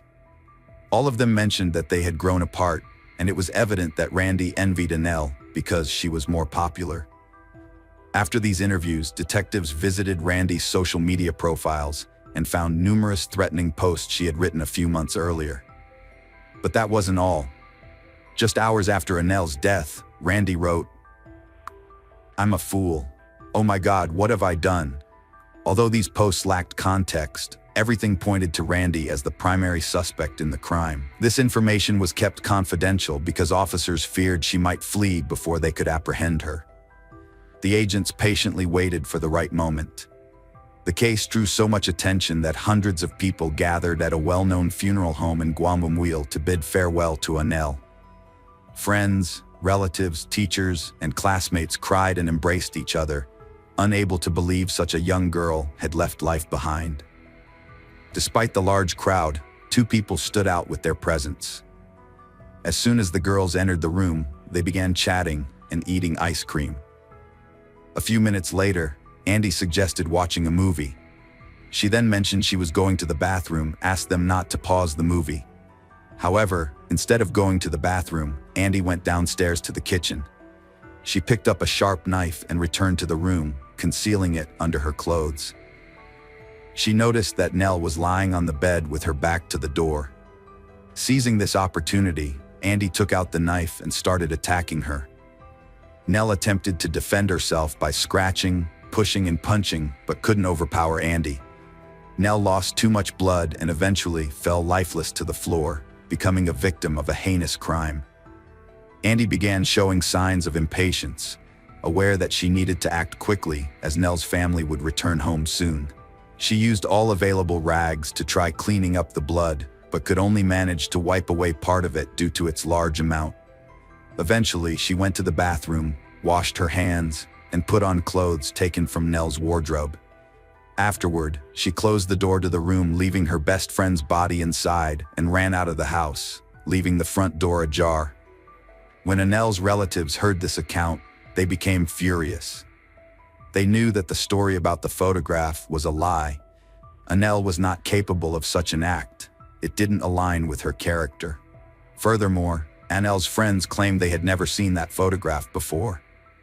They noted that since both girls were so popular, it would have been impossible for such a photo not to have spread, and someone would have surely downloaded it by now. All signs pointed toward envy as being the actual motive for this crime. However, at this point in time, motive no longer mattered because Andy had become the sole suspect in this crime and was officially charged with involuntary manslaughter. The legal proceedings moved swiftly. 4 officers escorted Andy into juvenile court proceedings at prosecutors' offices specializing in cases involving minors. After an hour-and-a-half hearing session took place, Andy was found guilty. Although it was clear that she had devised a premeditated plan and the murder was intentional, given that she was 6 years old, she received sentence of 7 years imprisonment. She was transferred to the juvenile detention center in Kakan. Annel's family believed justice had been achieved and thought was done. However, they were gravely mistaken. The defense filed an appeal, arguing that the trial took place in Kakan, which was incorrect since the crime occurred within Los Mochis' jurisdiction. The higher court decided to reopen the trial, this time in the proper jurisdiction. Despite the swift process, the verdict remained unchanged. This decision sparked widespread outrage among the public.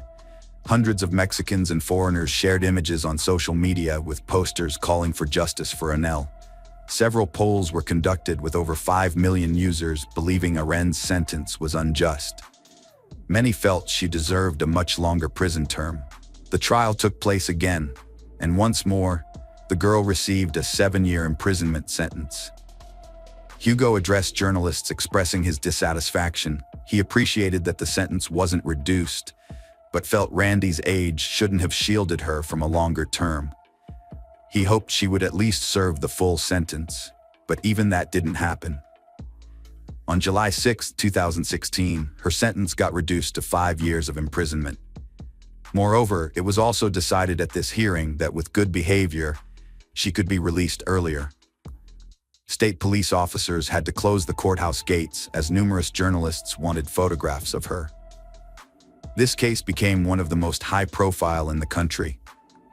Hugo wasn't informed about this hearing, which caused him significant outrage, and from this point onward, circumstances became even worse. On Friday, September 23, 2017, another hearing analyzed Ari's behavior in connection with reforms in federal juvenile justice law. The girl was released after serving only 3.5 years out of her initial sentence. Leaving court, Hugo expressed extreme dissatisfaction. He felt he had witnessed a great injustice. He regretted that legislative reforms appeared to benefit offenders rather than victims. Hello friends, welcome to our channel. Today we're going to take a look at another horrible case with you. The case of Jasmine Kaur. Jasmine Kaur was born on September 14, 1999 in India. She became the first child of a woman named Rachel Kaur. It's important to note that the word Kaur translates to princess, often used as a second name. However, in today's narrative, it was her surname. After Jasmine, Rachel had twin sons, German and Suku. The children's father passed away when Jasmine was just 6 years old, and the family struggled to cope with this loss. In 2017, at the age of 18, Jasmine decided to embark on a journey to Australia in search of new opportunities. Knowing that her relatives lived there, her uncle residing in Adelaide with his wife and daughter warmly welcomed her. Jasmine moved in with them. Driven by her interest in medicine and the desire to help others, Jasmine aimed to enter the University of South Australia. After passing exams, she enrolled in a nursing program, hoping to contribute to the family that took her in. Jasmine also took on the responsibility of preparing meals for them, showcasing remarkable culinary skills. But that wasn't Tarek Jot all. Her aunt and cousin admired her fashion sense. Jasmine, with her talent for makeup and fashion knowledge, willingly shared her expertise. Despite her young age, she proved to be a reliable, responsible, and conscientious young woman. The excellent upbringing and education provided by her parents complemented Jasmine's compassionate nature, making her an exemplary figure to those around her. Attached to her mother, she deeply missed her and regularly communicated with her and other close relatives, sharing details of her daily life. To gain practical experience before completing her medical studies, Jasmine took a job at a nursing home in the suburbs of Adelaide. It's believed that fate brought her together with Tarek Jot Singh. Tarek Jot Singh, born in 1999 in a village in the Indian state of Punjab, was the firstborn in his family. Over time, a second child, Mohan Singh, joined the family. The father worked as a farmer on a small plot where the family lived. The atmosphere at Tarek Jot Singh's home was always tense, with Mohan Singh resorting to excessive cruelty to resolve conflicts, instilling fear in his sons. However, their mother created a comforting refuge for the brothers. They cherished their maternal grandparents and felt safe in their company. Tarek Jot was renowned for his kindness and sincerity, brightening the spirits of those around him. Excelling as a student, he thirsted for knowledge and refused to accept mediocrity. As he approached the senior years, Tarek Jot faced the decision of his future education. With excellent grades, he demonstrated he was headed towards a successful career. By 2016, when Tarek Jot completed school, his grandparents managed to gather a small sum to help him relocate.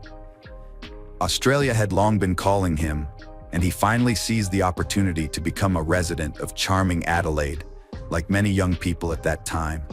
He successfully passed the standard English language test, a prerequisite for admission to the University of South Australia. Joining the ranks of students, numerous directions and fields of study opened up before Tarek. Contemplating his choices, he opted for information technology and aimed for a bachelor's degree. Simultaneously, he had to work to support himself and progress further. For Tarek Jot, this was not a challenge. He explored various jobs, most related to elderly care. Colleagues loved and respected him, and employers valued his honesty and kindness, always leaving positive reviews and recommendations for him. However, he continued to work diligently, showing compassion and helping the less fortunate, which soon became his true calling.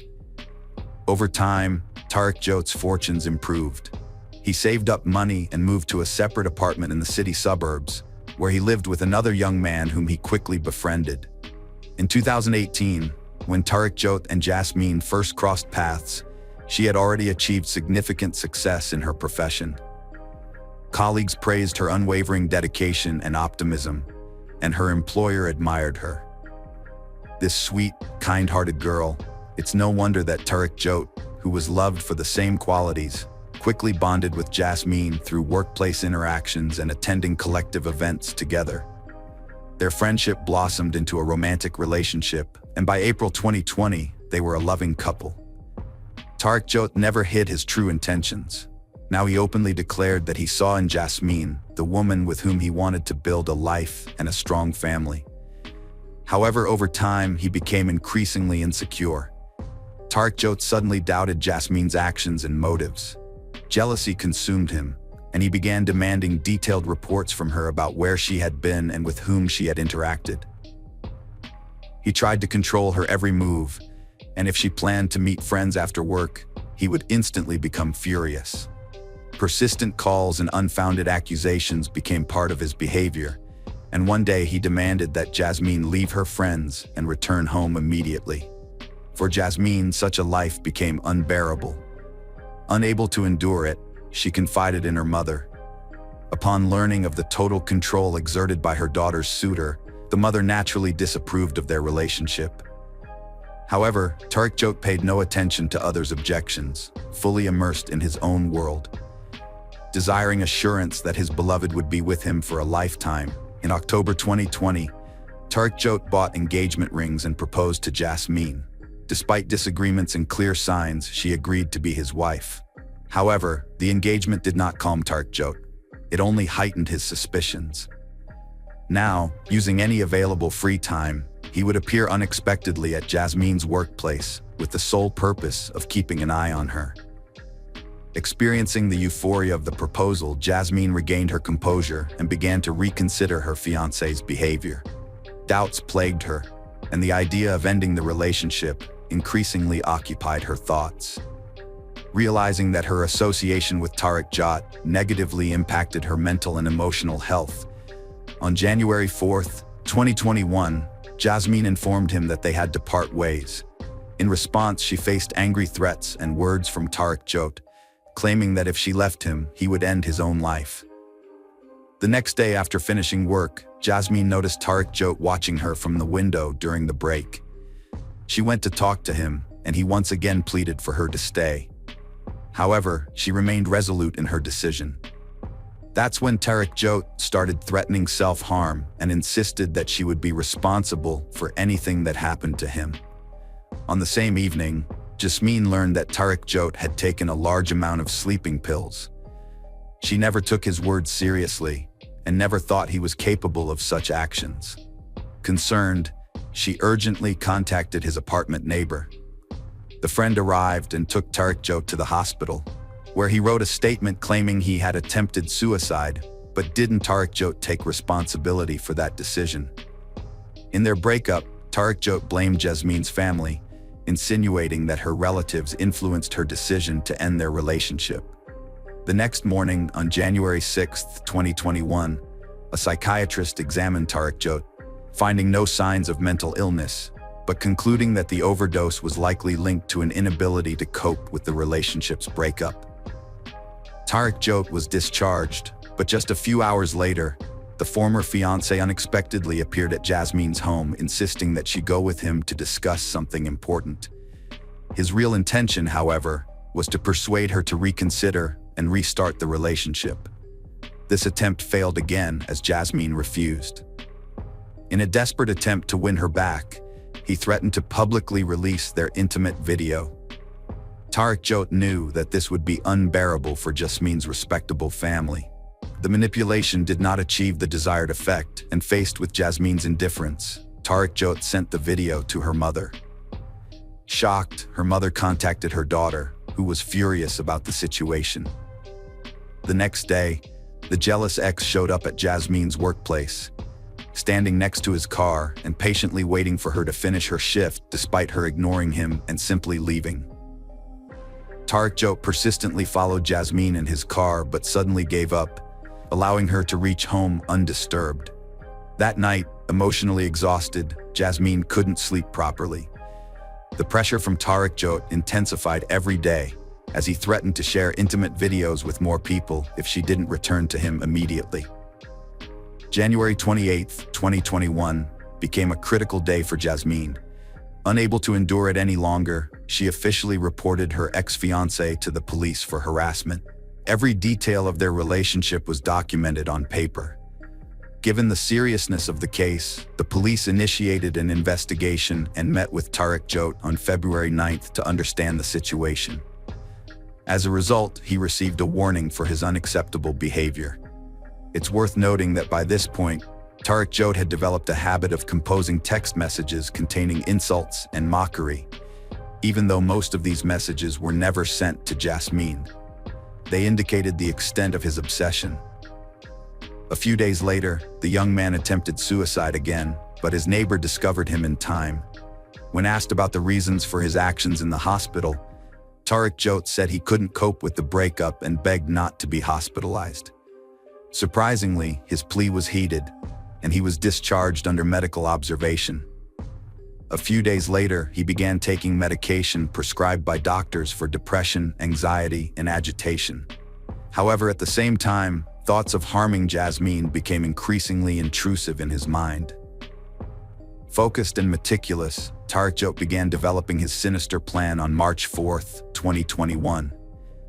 He managed to obtain a map marking the locations of almost all surveillance cameras in Adelaide. The next day, he inserted his SIM card into another phone and left it at home to create an alibi. To avoid being detected by cameras or recognized by anyone he knew, he temporarily borrowed his neighbor's blue Jeep. On the same day, he purchased gloves, cable ties, and a shovel from a hardware store.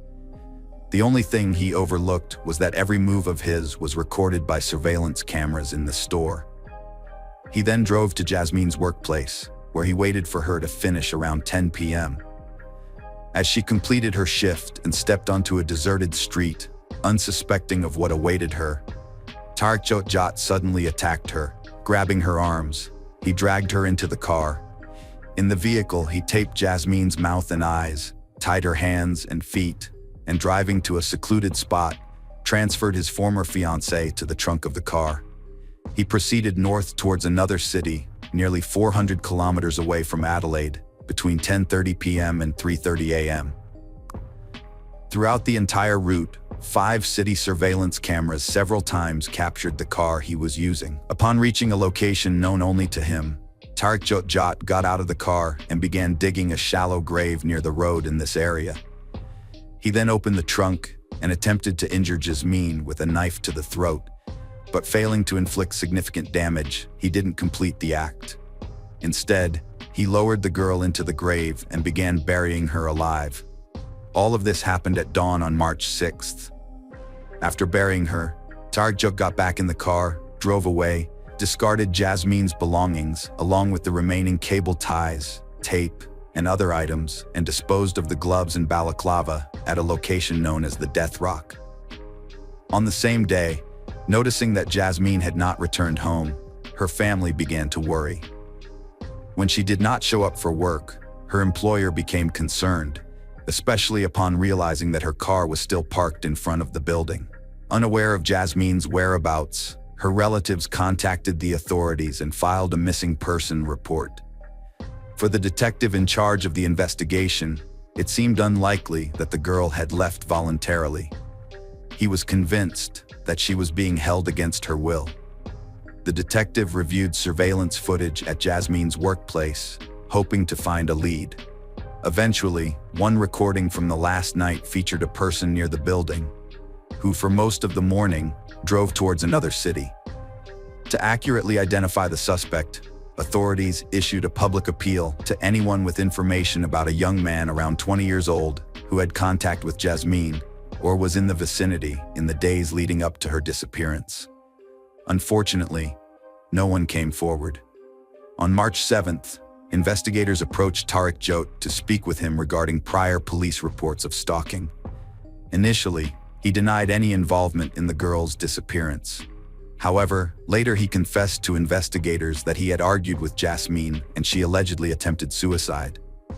According to Tariq Jot, after his fiancée lost consciousness, he assumed she had died and buried her in a remote location.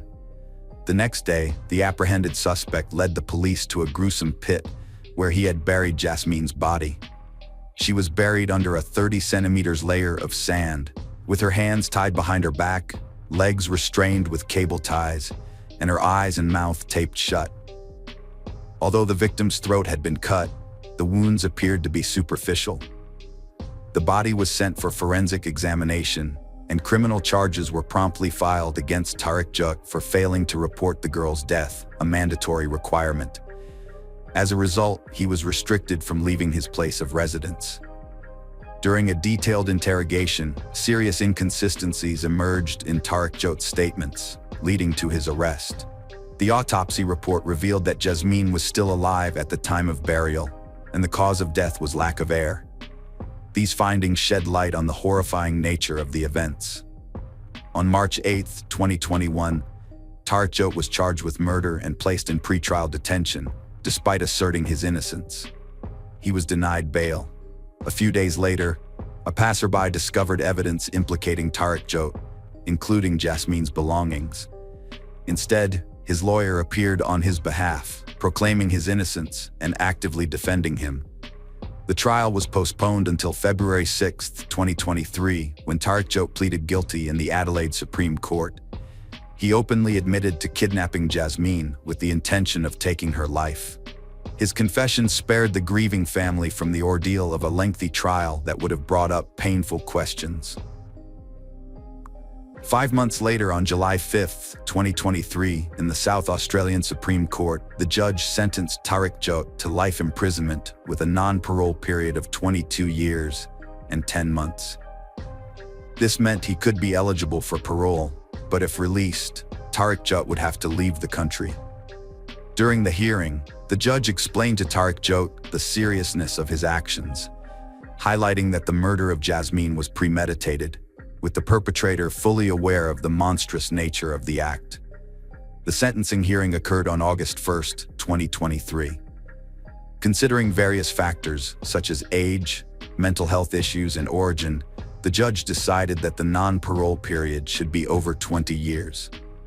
Tariq Jot was sentenced to life imprisonment with the possibility of parole after 22 years and 10 months.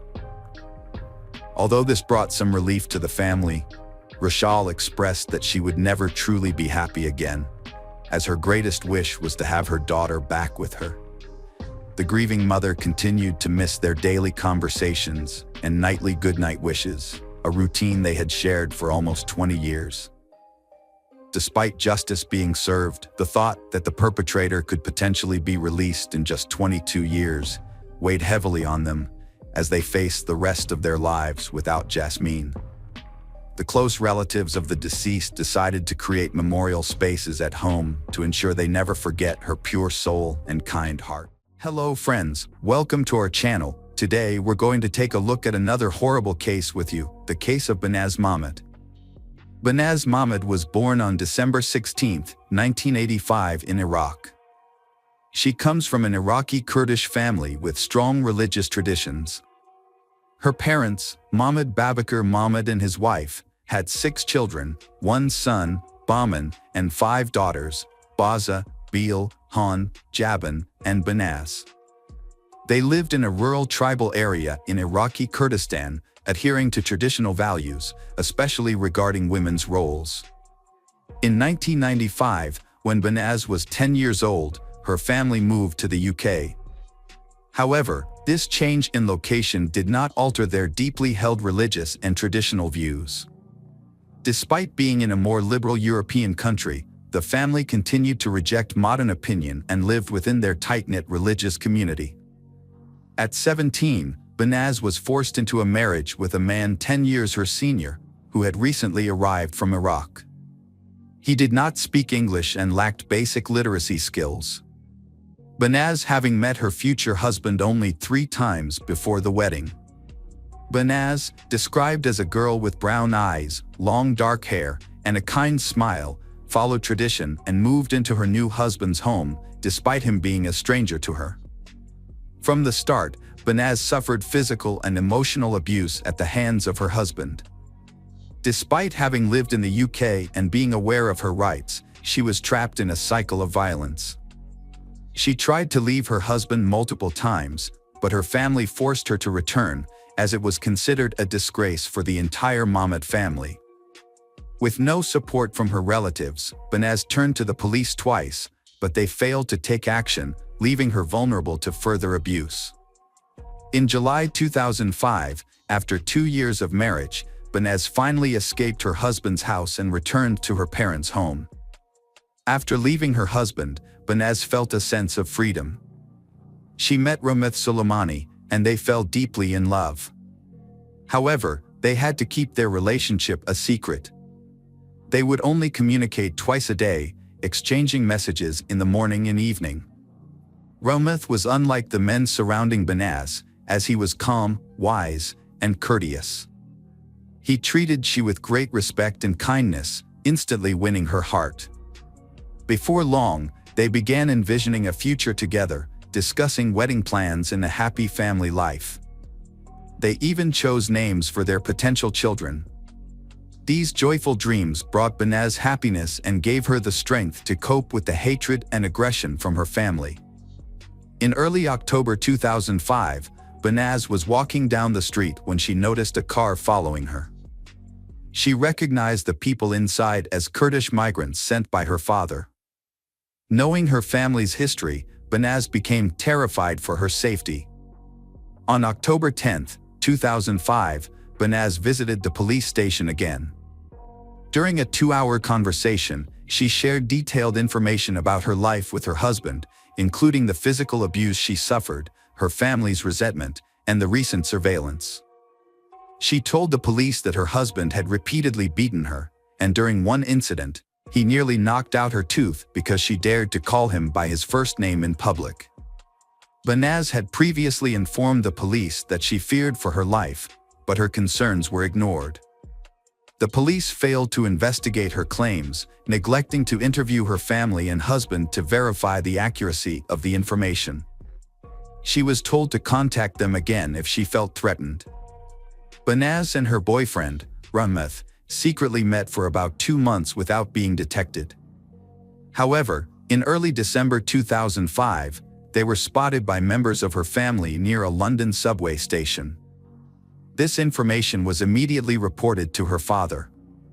That evening, her male relatives gathered at the family home, where they discussed her actions and deemed them unacceptable. Her uncle, Ari Mohammed, declared that Banaz should be killed to restore the family's honor. Banaz overheard this conversation. Following this, Banaz went to the police again and explained that she had been under surveillance for months. She also told them that her family intended to kill her. She provided a list of 5 family members who were involved in the plot, but the police did not take her seriously. A serious mistake was made, which led to Banaz's disappearance. To uncover her fate, investigators must untangle a complicated network of lies, violence, and disregard for the truth. 2 weeks later, Banaz's father deceives her into visiting a relative's house, promising to discuss her divorce. Upon arrival, he forces her to drink brandy and leaves her alone in a room with the TV on. As she turns around, she sees her father putting on rubber gloves and reaching for a rope. Realizing her life is in danger, Banaz rushes to the front door, but it's locked. To escape, she breaks a window, cutting her hands on the shards. Banaz manages to reach a nearby cafe, where she collapses. Paramedics arrive and take her to the hospital, where the police are called. When Banaz regains consciousness, she contacts Ramith and asks him to come.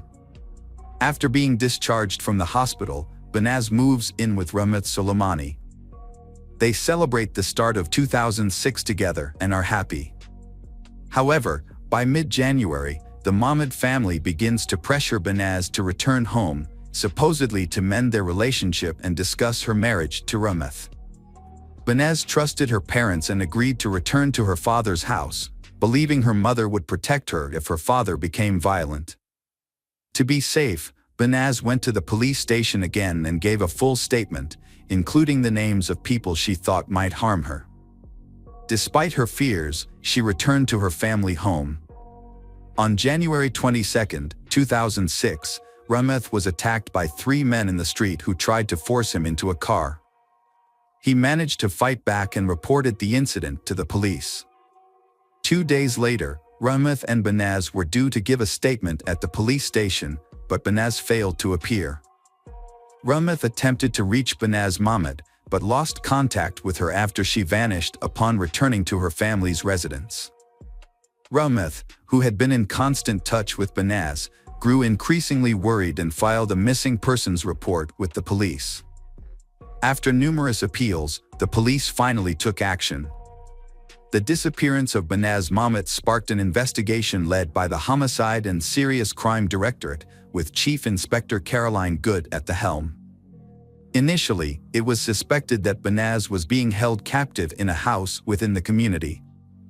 To locate her, Inspector Good organized an extensive search of linked to the Mahmud family. Banaz's father, uncle, and ex-husband were brought in for questioning as suspects. The police also began searching for 3 other men listed by Banaz in December 2005, Omar Hussein, Muhammad Ali, and Mohammed Hama, all of whom were her cousins. However, when the police searched the neighborhood and tried to question her family members, and the family refused to cooperate with the investigation into her disappearance. Police found no photos of Banaz at her family's home, and her family's complete lack of concern shocked officers. Caroline Good then focused on 30 individuals, all of whom were arrested and questioned. During the investigation, over 20 vehicles and 300 cell phones were seized from those involved. Every person questioned attempted to hinder the investigation, providing conflicting accounts of Banaz's whereabouts. Some claimed to have seen her after she went missing, while others, including her mother, refused to cooperate with the police. Some even suggested she was in hiding. Realizing that no one would cooperate voluntarily, Caroline Good obtained permission to bug the cells of those arrested. At that point, Banaz's father, her uncle, and Mohammed Hama remained in police custody. 2 other men under investigation had managed to escape to Iraq. The detectives were horrified when they received the initial wiretap results. Not only did the 3 arrested men show no remorse, but they also took pleasure in recounting the details of Banaz's death. Their conversations revealed that on January 23, the Mahmud family intentionally left their home, allowing Omar Hussein and Hama to enter. Once inside, they attacked Banaz, subjecting her to a 2-hour ordeal of beatings and violence. As the torture came to an end, Hama wrapped a cord around Banaz's neck and strangled her. When recalling the final moments of Banaz's life, Hama couldn't contain his laughter. However, it was Mohammed Hama's admission of being present when Rameth was threatened that became the turning point in the case. While Hama was being held in a cell awaiting trial, his phone conversations were secretly recorded. Caroline Good listened to these recordings with growing horror as the suspect proudly described the gruesome details of the murder. In the recordings, Hama provided a detailed account of what they did to Banaz. Despite being terrified and vomiting, Banaz remained silent. Hama then wrapped the rope around her neck 3 times, pulling it so tight that it dug into her skin. As he continued to speak with excitement, he placed his feet on her back and pulled and tugged on the rope. Banaz clung to life until her last breath. It took the perpetrators over 30 minutes to kill Banaz. The brutality of the crime was too much for Caroline Good and the detectives, and they couldn't hold back their tears. Banaz's cousin, Dana Amin, 30, was present in the house and helped the perpetrator put Banaz's body in a suitcase. Muhammad Ali then dragged the suitcase out of the house to a waiting car nearby. Hama revealed that a police car drove by, but the officers didn't notice the suitcase, which had hair and an elbow protruding from it. The very people meant to protect Banaz were involved in plotting her murder. They strangled her with a shoelace, stuffed her body into a suitcase, and took it outside of London. Snippets of conversation mentioned a derelict house with a garden in Birmingham. Caroline Good used the information gathered and matched it with the movement data from the arrested suspects' phones to identify the search area. Due to the vastness of the area, the search could have taken a long time. During a conversation with the suspects, one of them suddenly turned to the other and asked if they had put the freezer back where it originally was. This sparked an idea for Caroline Good, now knew what to look for. A police helicopter was deployed to scan the area and spotted a house with a backyard filled with trash, including a white oblong object resembling a freezer that stood out among the black garbage bags. Upon closer inspection of the suspicious house, the officers' suspicions were confirmed. The police officers began digging, but as the hole reached shoulder depth, they were on the verge of giving up, all except Caroline Good. She recalled the words of Mohammed Hama, who had boasted to relatives that he had buried the victim so deep that she would only be found with the help of an informant. Caroline Good convinced the team to extend the search for another day. On the evening of April 28, 2006, their persistence paid off, and the suitcase was finally found. Unfortunately, Banaz's remains were in extremely poor condition, making it necessary to rely on dental records and DNA samples for identification. Her body was discovered folded into a fetal position, hidden in a suitcase and buried beneath a freezer in the garden of a Birmingham house. On May 1, 2006, the suspects were formally charged with the crime. However, they displayed no remorse, convinced that their actions were justified. Mohammed Hama even claimed that the case would not go to trial, as he believed he was simply carrying out an act of retaliation. Meanwhile, Caroline Good faced renewed opposition from the Kurdish diaspora community. Following the discovery of Banaz's remains, numerous individuals came forward to provide alibis for the suspects, claiming that they were in public on the day of the alleged and therefore could not have committed the crime. Approximately 50 individuals were involved or connected to Banaz's death in various capacities. Reflecting on the events, Caroline Good recalled feeling intense anger, disgust, and contempt for the men involved. She noted that 50 men had participated in the murder of one woman, and they took pride in their actions, which they saw as a demonstration of their masculinity. In March 2007, the trial against Mahmoud Babakar Mahmoud, Ari Mahmoud, and Mohammed Hamad began at London Central Criminal Court. Prosecutor Victor Temple described the crime as a cold-blooded and heartless execution that was orchestrated by the victim's father and uncle. In June 2007, a jury delivered finding all three defendants guilty of the charges and ineligible for leniency. The sentences handed down were severe. The father received a life sentence with a minimum of 20 years, the uncle was given life with a 23-year minimum, and cousin Mohammed Hama also received a life sentence with a minimum term of 17 years. Judge Brian Barker was scathing in his delivery of the verdict, stating, "You decided that your so-called family honor needed to be restored, which meant she had to die and her memory erased. This is a heinous and heartless crime. What kind of honor is it when a father prioritizes his social status over the life of his own child?" A mere 4 months after the trio's conviction, London police were informed that Muhammad Ali had been arrested in Iraq for a crime committed against a young boy. Muhammad Ali had taken his own life. Omar Hussein, the last of the 5 perpetrators, had been hiding in rural Iraq, attempting to avoid public detection. However, in December 2009, he was shot in the leg during an altercation with one of his brothers and required medical attention. Upon arriving at the hospital, police were notified and subsequently arrested him. Initially, Omar Hussein denied being in London in 2005, thereby claiming innocence in Banaz's death.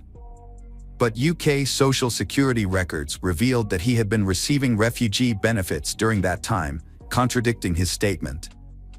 The court ultimately sentenced him to life imprisonment with a minimum term of 21 years.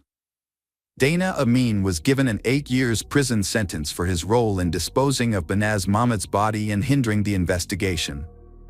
A recorded interview with Banaz at a police station implicated her family in the crime.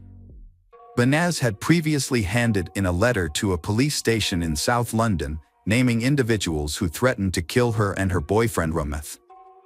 The individuals named in the letter were from Banaz's family and the wider Iraqi Kurdish community. They were angry about her decision to divorce her husband, who treated her poorly. Despite several attempts to leave him, Banaz returned due to family pressure. The police failed to respond properly to Banaz's situation, which ultimately resulted in her death. However, this case prompted significant changes in how honor-related cases are handled. An inquiry into police misconduct was launched after Banaz's death, and an independent commission investigated 9 police officers for their inadequate response to her allegations. 7 officers received reprimands, and 2 were dismissed. It is essential to recognize the tireless efforts of Caroline Good and her team, who successfully located Banaz's body, secured the conviction of her father and uncle, and brought the escaped perpetrators back from Iraq. Banaz was laid to rest at the Merton and Sutton Joint Cemetery in Morden. A memorial service was held in her honor on June 26, 2007, at the MN Auditorium, followed by the installation of a granite memorial headstone at her gravesite. The memorial was attended by a small group of people, including Rameth Soleimani, Caroline Good, and Banaz's 2 sisters. Notably, Banaz's family did not attend either service. Rameth Soleimani, who had been living in the UK under witness protection, was profoundly affected by Banaz's death. He penned a heartfelt letter expressing his love and grief, describing Banaz as the love of his life and his entire world. Unfortunately, his pain and suffering continued, and in May 2016, 10 years after the tragedy, he took his own life. This was his 3rd attempt to end his life, a devastating consequence of the trauma he had endured. Hello friends, welcome to our channel. Today we're going to take a look at another horrible case with you.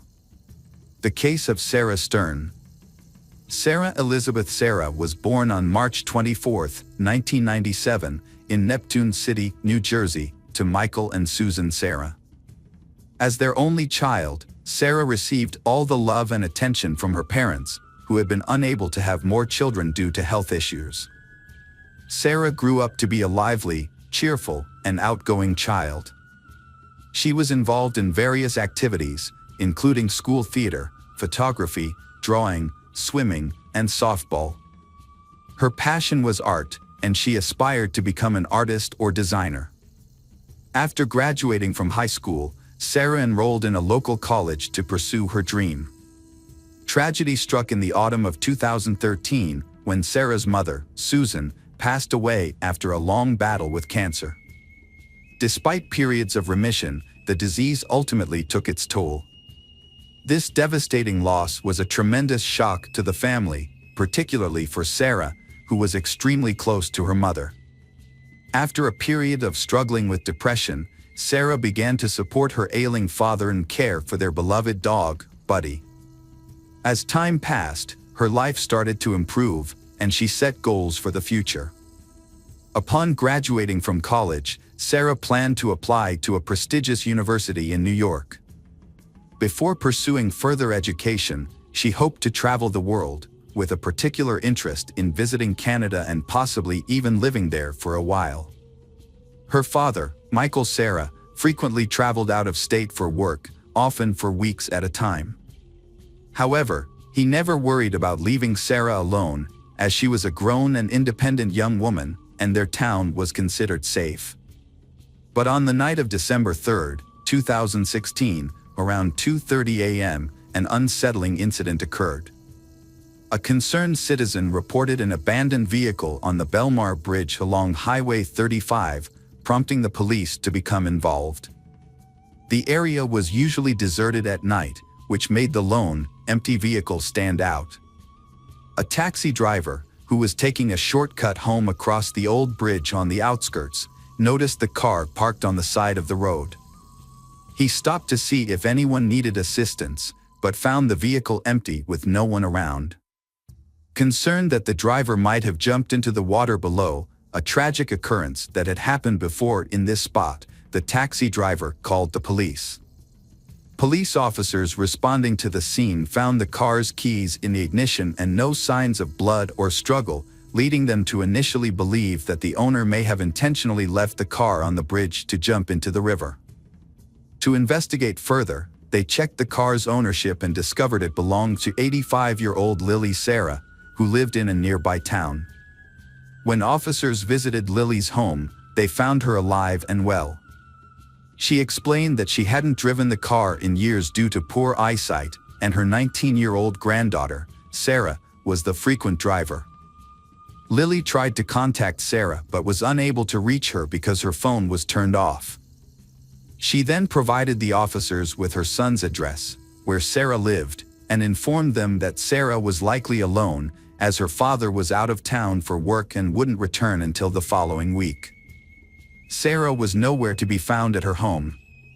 Although the back door was open, an initial search of the house didn't turn up any signs of foul play. However, they did find the family dog locked in one of the bedrooms, whining. Despite the open back door, there were no signs of disarray or struggle, and no evidence of an intruder. As the news of her disappearance spread, Sarah's father, Michael, rushed back home on the next available flight. Upon his arrival, he confirmed that everything was still in its place and nothing was missing. Notably, all of Sarah's personal belongings, including her passport, driver's license, and mobile phone, were still at the house. The police shared their initial concerns with Michael, suggesting that Sarah might have gone to the nearby bridge with intentions to harm herself. They asked if he had noticed any warning signs of suicidal tendencies or self-harm. Michael revealed that Sarah had struggled with depression after her mother's passing, but had made a full recovery with the help of loved ones and her studies. In fact, Sarah had big plans for her future, aspiring to become a designer and travel the world. To piece together what happened, the police needed to know who Sarah had contact with on the day she vanished, what conversations she had, and who saw her last. The first witnesses to come forward revealed that Sarah had spent most of December 2nd with her childhood friend, Liam McAtasney. As the last person to see her, Liam was a crucial part of the investigation. The police quickly decided to speak with him to gather more information and reconstruct the events of that day. When the police arrived at the McAtasney residence, they met with Liam's mother, who told them that her son was sleeping after a night shift. The officers asked her to wake Liam, who seemed confused about the situation. Once he was informed about Sarah's disappearance, Liam confirmed that they had spent the previous day together and agreed to go to the police station to give a statement. Liam shared that he and Sarah had attended college classes together that morning, but they decided to skip the last 2 lectures and go to her place to unwind instead. At her house, they played video games, chatted about their plans, and socialized. They briefly left her house twice to pick up food and visit a local supermarket. Liam left Sarah's house around 7 p.m. to go to his night shift job and did not see her again. Liam was also asked if Sarah had been struggling with any mental health issues. He explained that she had been battling deep depression since her mother passed away. He shared that Sarah often felt hopeless, wanting to escape or end her life, but he did not think that this meant she was planning to harm herself. He noted that she also struggled to connect with her father, leading to additional emotional strain. Liam considered it possible that Sarah's emotional state may have contributed to her disappearance.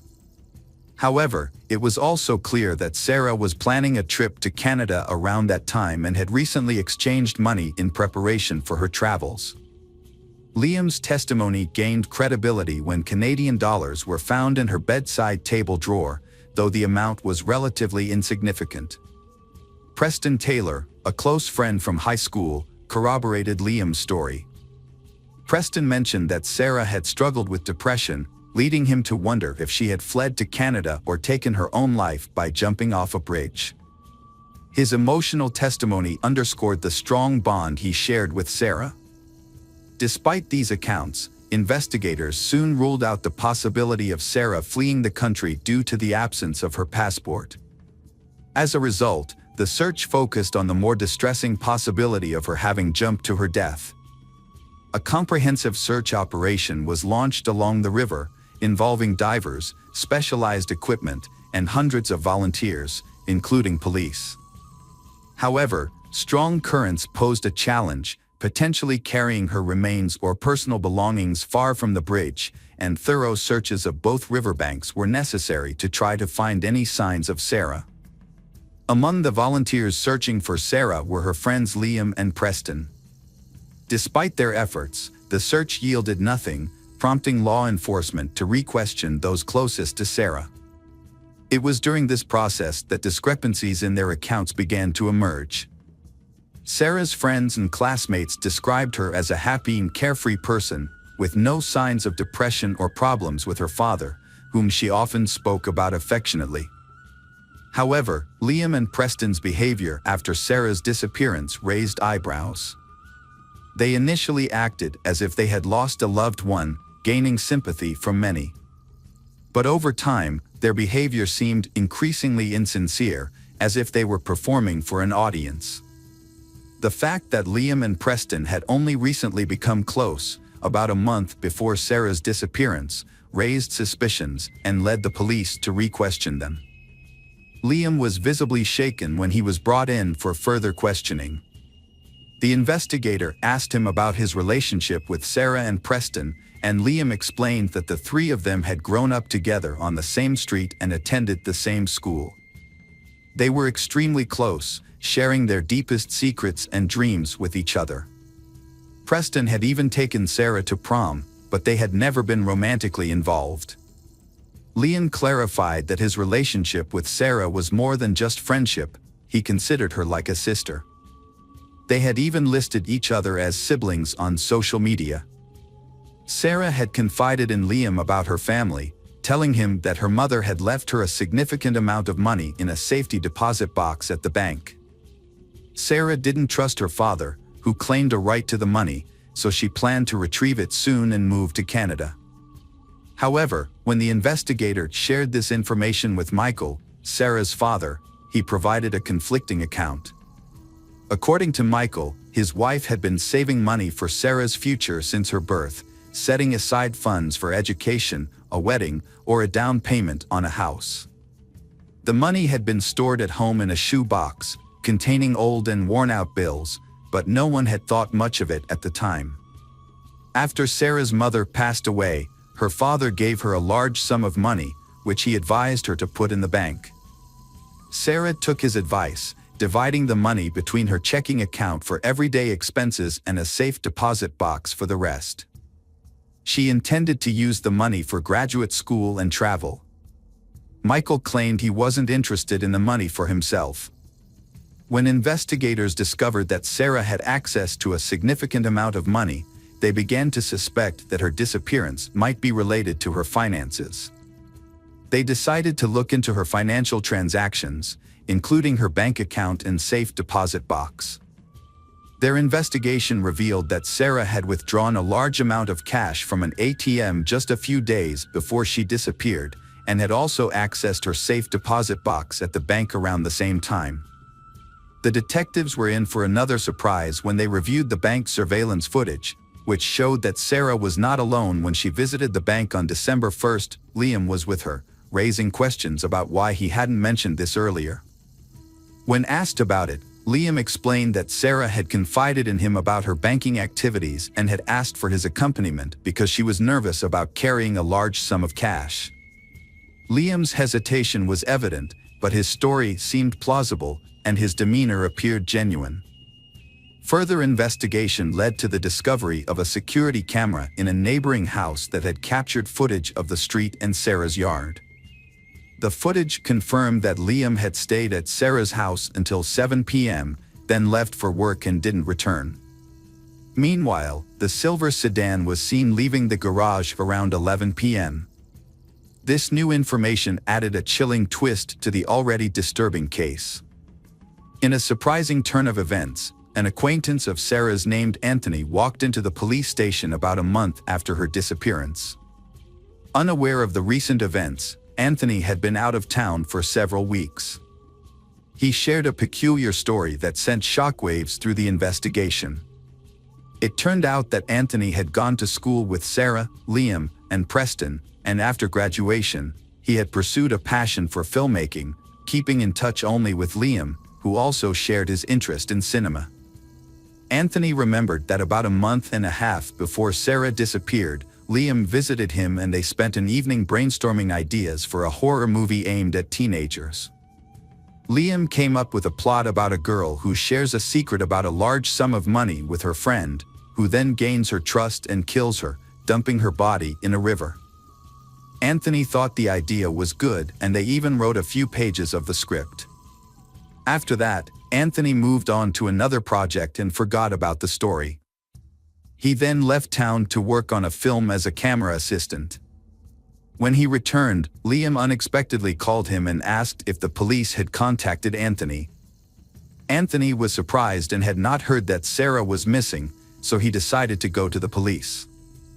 After hearing a new witness's testimony, the police asked Anthony to try to get Liam to confess by drawing him into a conversation.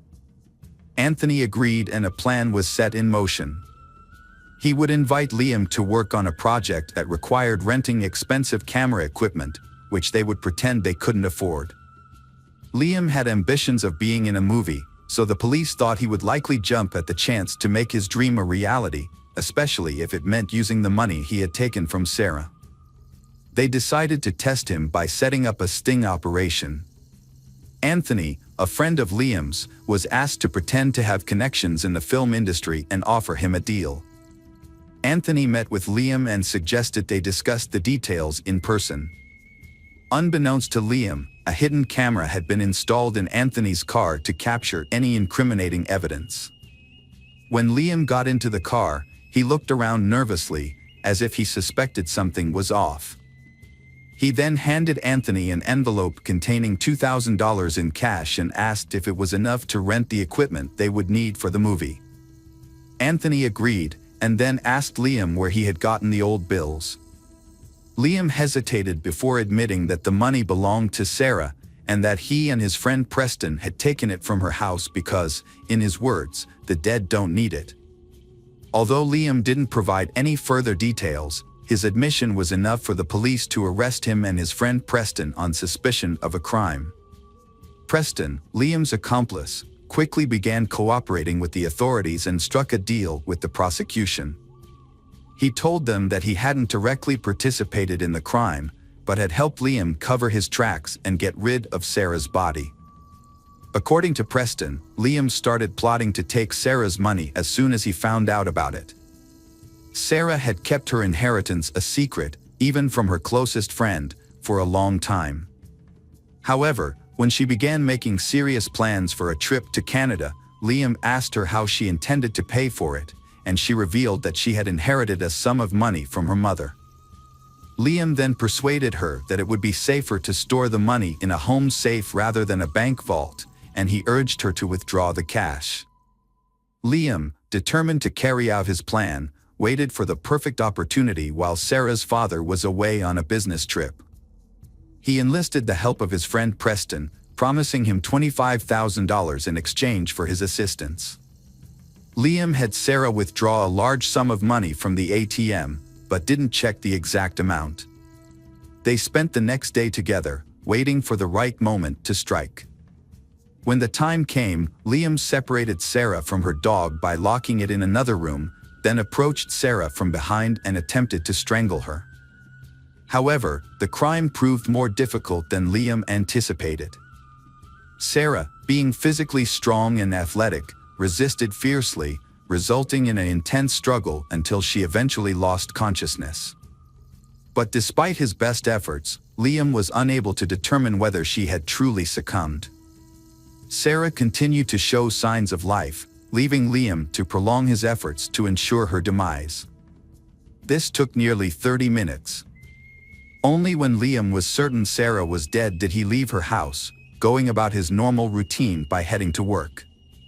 He then had Preston follow up on his original instructions, no doubt aiming to ensure their sinister act would go unnoticed. Liam McAtasney snuck into Sarah's house through the back door, avoiding the camera's view, and dragged the body to the garage. He then cleaned up the room to remove any evidence. A couple of hours later, he returned to the house, took a small safe from Sarah's room, and placed the body in the car.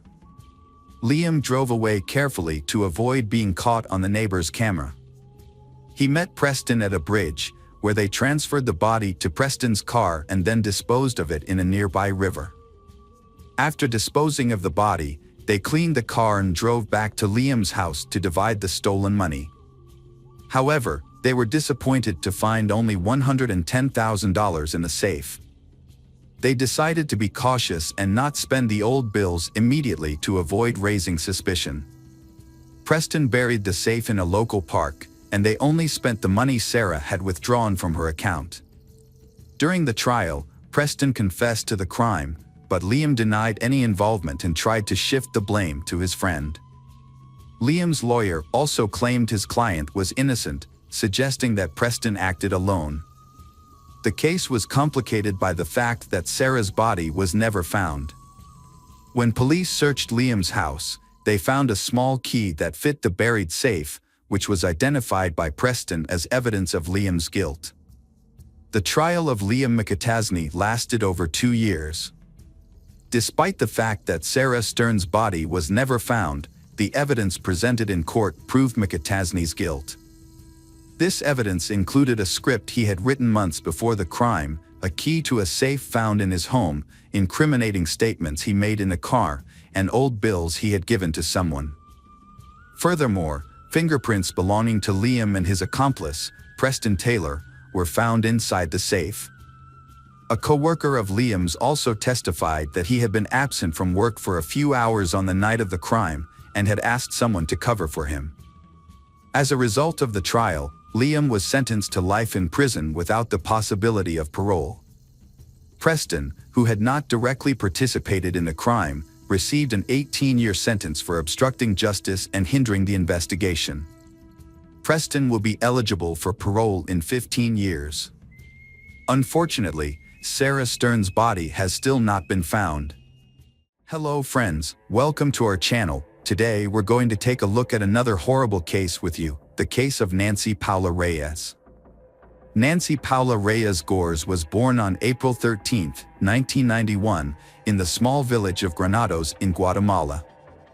She grew up in a poor family with 4 siblings. Her parents, Jorge and Pren Gorzi, worked hard to provide for their children's education, hoping they could have a better life. Nancy attended school and later enrolled in the university in Delanua, where she studied business administration and document management. She was an exceptionally diligent student who earned top academic accolades. Despite her academic success, she struggled to find a promising career. During her studies, she worked as a cashier in a supermarket and was later promoted to administrator, but her career advancement stopped there. During her university years, Nancy was in a relationship with a young man and had 2 daughters. However, the relationship didn't work out, and they separated. The father did not financially support his children. Nancy continued to live with her parents, working at a supermarket, but saw no future prospects. With barely enough money for essentials, change was necessary. In 2013, her older sister moved to the United States, found a good job, got married, and settled well. Inspired by her sister's success, Nancy decided to transform her life. She chose to relocate to Europe, specifically Spain. At the time, she couldn't afford a one-way plane ticket or initial expenses. Nancy worked hard for years, saving enough to make her dream a reality. In July 2018, Nancy bought a ticket to Madrid, reassuring her parents that she would stay in touch regularly. Upon arrival, she planned to secure housing and a job. She brought a few thousand euros to cover initial expenses, such as renting a room and basic necessities, until she found stable employment. When Nancy left, she was 27 years old, and her daughters, who remained with their grandparents in Guatemala, were 7 and 5 years old. However, Nancy didn't stay in Madrid for long. She moved to Barcelona and later to Cadril, a city in the Spanish province of the same name. Nancy maintained regular contact with her family, calling home almost daily to check on their well-being and sending money back to support them. Despite not having a stable job, Nancy managed to make a living through various odd jobs, including cleaning for affluent families and caring for the elderly and sick. She never complained about her hardships. Instead, she told her family that Europe offered better opportunities and that she could earn more than she would have in her home country, even if she worked non-stop with no days off. It seemed Nancy was content with her lives. She even mentioned plans to bring her daughters to Spain once she had saved enough to rent a spacious home for the whole family. A significant romance developed in Nancy's life. Initially, she didn't reveal much about her personal life, citing a busy work schedule. However, in the spring of 2020, she told her parents that she had met a man named Carlos Andres Bustamante and started a romantic relationship with him. They met by chance while Nancy was searching for a new place to rent. As they navigated their challenges, they grew closer and eventually moved in together. Carlos, who was a year older than Nancy, didn't have a steady income at the start of their relationship and relied on odd jobs to get by. As a result, Nancy became the primary breadwinner, covering housing costs, bills, and often providing Carlos with money for his personal expenses. However, she never complained to her family about this, so they believed everything was fine and that she had found a good partner in Carlos, with whom she lived a happy and fulfilling life. Around that time, Nancy's 2 younger brothers also moved to Spain, and she kept in touch with them. She was especially close to her youngest brother, Dennis, who had met Carlos and thought he was likable. In late June 2020, Nancy and Carlos decided to relocate to Santander, a coastal city in northern Spain. When Nancy spoke to her family on the phone, she mentioned that the climate was better and there were more job opportunities. However, issues began to arise in her relationship with Carlos, which she tried to keep to herself. Carlos was jealous, hot-headed, and cruel. He was content with being financially supported by Nancy and lacked ambition. What's more, he had a problem with alcohol and occasionally used illicit substances. Although he frequently promised to quit and find a stable job, Nancy started to doubt whether she should continue the relationship. When Nancy discovered she was pregnant, Carlos seemed overjoyed and promised a better life. However, his behavior worsened. He continued to drink and use drugs, taking money from Nancy or his mother. Carlos also started physically abusing Nancy, who tried to hide this from others. On August 12, while Nancy video chatted with her parents, Carlos yelled at her, demanding that she tell him who she was talking to. Despite her explanation, he snatched the phone, verified the caller, and then threw the phone onto a chair before walking away. The next day, Carlos repeated this behavior, grabbing the phone from Nancy while she spoke to her family. He insulted and threatened her, leaving Nancy frightened. However, she told her relatives that Carlos's behavior was due to jealousy and insisted that everything was fine. Her parents urged her to contact the police, but Nancy believed she could handle the situation herself. On August 17, Nancy had a concerning phone conversation with her sister. She stated that if anything happened to her, Carlos would be responsible. Although her words were alarming, she didn't explain further and instead asked her sister to care for her children if necessary. This was the last time Nancy's sister heard from her. Nancy, who was pregnant, mysteriously vanished on August 20th. At around 2 p.m., she texted her father, promising to call later that evening, but she never did. It was unusual for her not to follow through on her promise or respond to her family's calls. When her family tried to contact Carlos, he didn't answer his phone either. The situation was worrying, especially since they had recently moved to Santander and had no friends there.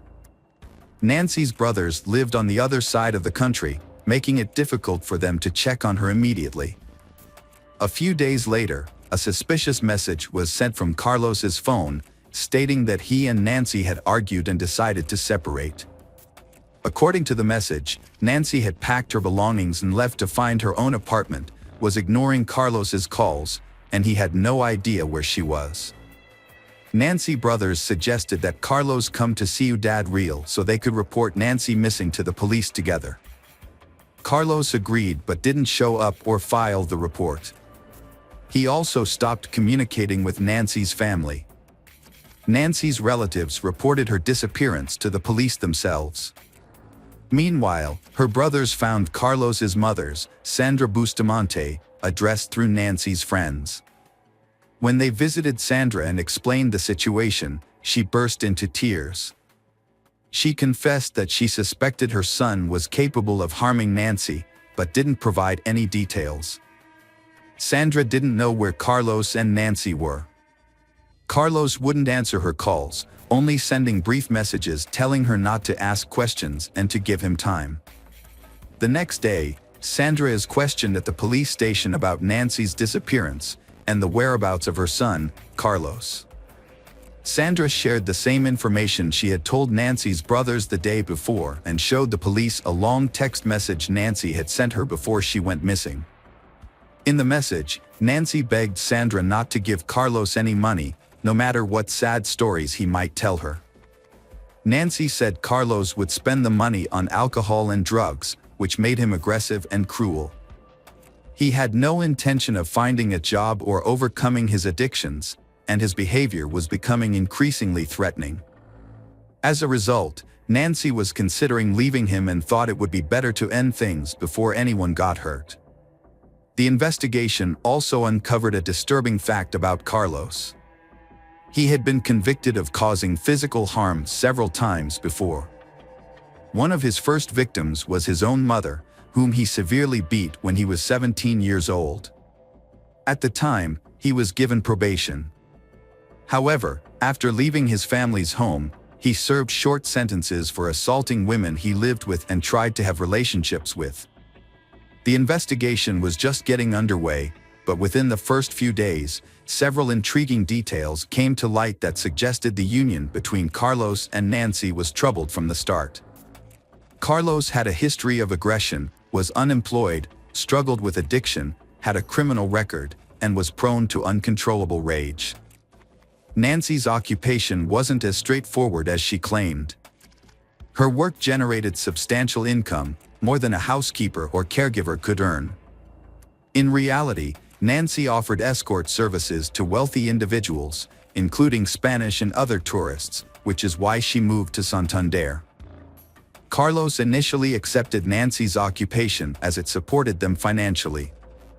However, upon learning of her pregnancy, he became consumed by doubts about the child's paternity and grew intensely jealous of her continued work. His behavior became erratic, fluctuating between forbidding her from interacting with men and pressuring her to work for money. The man spent the money he took from his mother solely on himself and his vices. A disturbing discovery was made in a rented apartment, where Nancy and Carlos had been missing for nearly a week. Although Carlos had been in contact, he only sent messages and didn't reveal his location. On August 26, the police finally obtained a warrant to search their empty rental apartment in Santander, and what they found was shocking, leaving no doubt that Nancy was deceased. Blood was found throughout the apartment, with some attempts to clean it up. However, it was still visible in many areas. Further investigation revealed fragments of bones, hair, skin, and internal organs in the clogged drains of the bathroom and toilet. Forensic analysis confirmed that these remains belonged to the missing woman, Nancy. Although Nancy's body was not found in the apartment, evidence suggested that she had been brutally murdered and dismembered in the bathroom. Her remains were likely disposed of elsewhere. Carlos became the prime suspect in the case, but his whereabouts were unknown. A package for a small hatchet was found in the apartment with Carlos' clear fingerprints on it. Security footage from a local hardware store showed Carlos purchasing the hatchet, rubber gloves, and large trash bags on August 20th. He bought a small cart from an elderly vendor who instantly recognized him from a photo. This led to his arrest and the start of a search for the body. The next day, Carlos went to a police station in Madrid. Trying to deflect suspicion from himself, he went to report Nancy missing but was immediately arrested as the main suspect in the gruesome crime. Carlos claimed he had no involvement, stating that he and Nancy had argued and parted ways on August 20th. He said he left the town in an emotional state and was unaware of any events involving Nancy afterward. He suggested that Nancy might have been attacked when she returned to the apartment to gather her belongings. However, his story was unconvincing, especially after police found his fingerprints on the hatchet packaging. In the following days, police thoroughly searched nearby wastelands, sewer systems, and the coastline with the help of dogs, but found no sign of Nancy. They then tracked Carlos's movements from August 20th to 26th using his mobile phone signals. The results showed he spent 3 days traveling along the coast, visiting the cities of Bilbao and Burgos before heading to Madrid. It was evident that Carlos attempted to conceal his actions. The investigation continued in Santander. On August 20th, surveillance footage revealed Carlos walking towards a large natural forest park in the evening. He returned to his apartment late at night and then exited again with a cart containing irregularly shaped bags. Carlos vanished from view upon entering the wooded area due to limited camera coverage. He reappeared later with a much lighter cart. After proceeding towards the railway tracks, he returned significantly lighter, indicating where the body might be. However, one question remained unanswered: where was the child? It wasn't until September 16th that authorities discovered bags containing severely decomposed human remains in dense underbrush on a hillside. The remains were identified as those of the missing Nancy Gores, which had been divided into 20 parts using a hatchet, as revealed by security camera footage. While all items transported in the cart were recovered, something was still missing. Nancy's 4-month-old fetus was not found among the remains. The victim's genitals and lower abdomen showed severe injuries from a knife and hatchet. This suggests that the perpetrator removed the fetus and got rid of it separately from the mother's body. Carlos denied being involved and gave conflicting statements. He tried to blame someone else, but the victim's blood was found on his clothes and shoes, which he had tried to wash off. Even though Carlos wouldn't admit to the crime, investigators figured out what happened. Experts think that on the afternoon of August 20th, the man got into an argument with his pregnant partner. He then brutally beat and strangled her in the kitchen, where blood was found on the floor and walls. Carlos moved Nancy's body to the bathroom. Afterward, he went shopping at a hardware store and the market. Using a hatchet and a large kitchen knife, he divided Nancy's body into 20 parts in the bathroom. He placed the pieces into bags, loaded everything into a cart, and then went to the park to look for secluded places to dispose of the body. Late at night, he followed a pre-planned route deep into the park, scattering the bags in various locations, hoping they would never be found. During his trial, Carlos denied his guilt and claimed he loved Nancy. The whereabouts of the fetus he removed from her body remain unknown.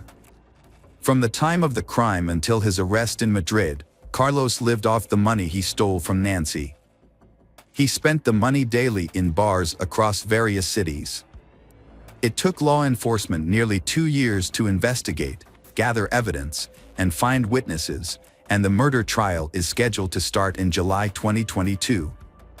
In November of the same year, Carlos was found guilty of the premeditated, brutal murder of Nancy and her unborn child, as well as the dismemberment and desecration of her body.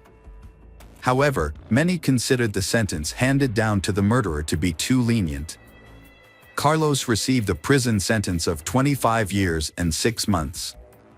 He was also required to pay 150,000 euros in compensation to Nancy's parents and daughters.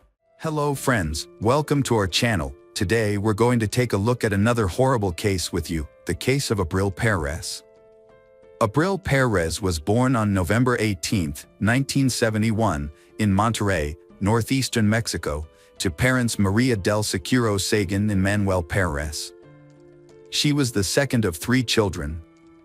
Abril demonstrated exceptional mathematical and entrepreneurial abilities from a young age. She was a dedicated reader and consistently ranked as the top student in her class. As a teenager, Abril prioritized achieving financial independence, showcasing remarkable discipline and effective time management skills. Following high school, Abril attended the most prestigious university in New Leon, where she obtained a master's degree in finance and business administration. Her peers described her as intelligent, focused, and ambitious, while also being kind, cheerful, and always willing to assist others. After graduating, Abril secured a position in the sales department of one of the country's largest and fastest-growing companies. She later transitioned into digital sales, a rapidly expanding field, and discovered her true passion. Abril quickly rose through the ranks and became the executive director of the company within 2 years. Abril was a young, beautiful, and successful woman who was rapidly achieving her life goals. She had built a stellar career, supported her family, and had big plans for the future. However, her personal life was still unfulfilled, which worried her loved ones. Despite this, Abril was confident that she would find true love and live a long, happy life. But she had no idea how her future marriage to the seemingly perfect man would turn out. That man was one Carlos Garcia Sanchez, whom she met in the mid-1990s when her career was taking off. Juan Carlos was just 3 years older than Abril and shared her ambitious drive, which drew her to him. He, in turn, was captivated by her stunning looks, charming personality, kind heart, bright smile, sharp intellect, and remarkable determination. Juan Carlos graduated from a prestigious science and technology university, where he excelled in economics and trade. He then continued his studies at Harvard University in the United States.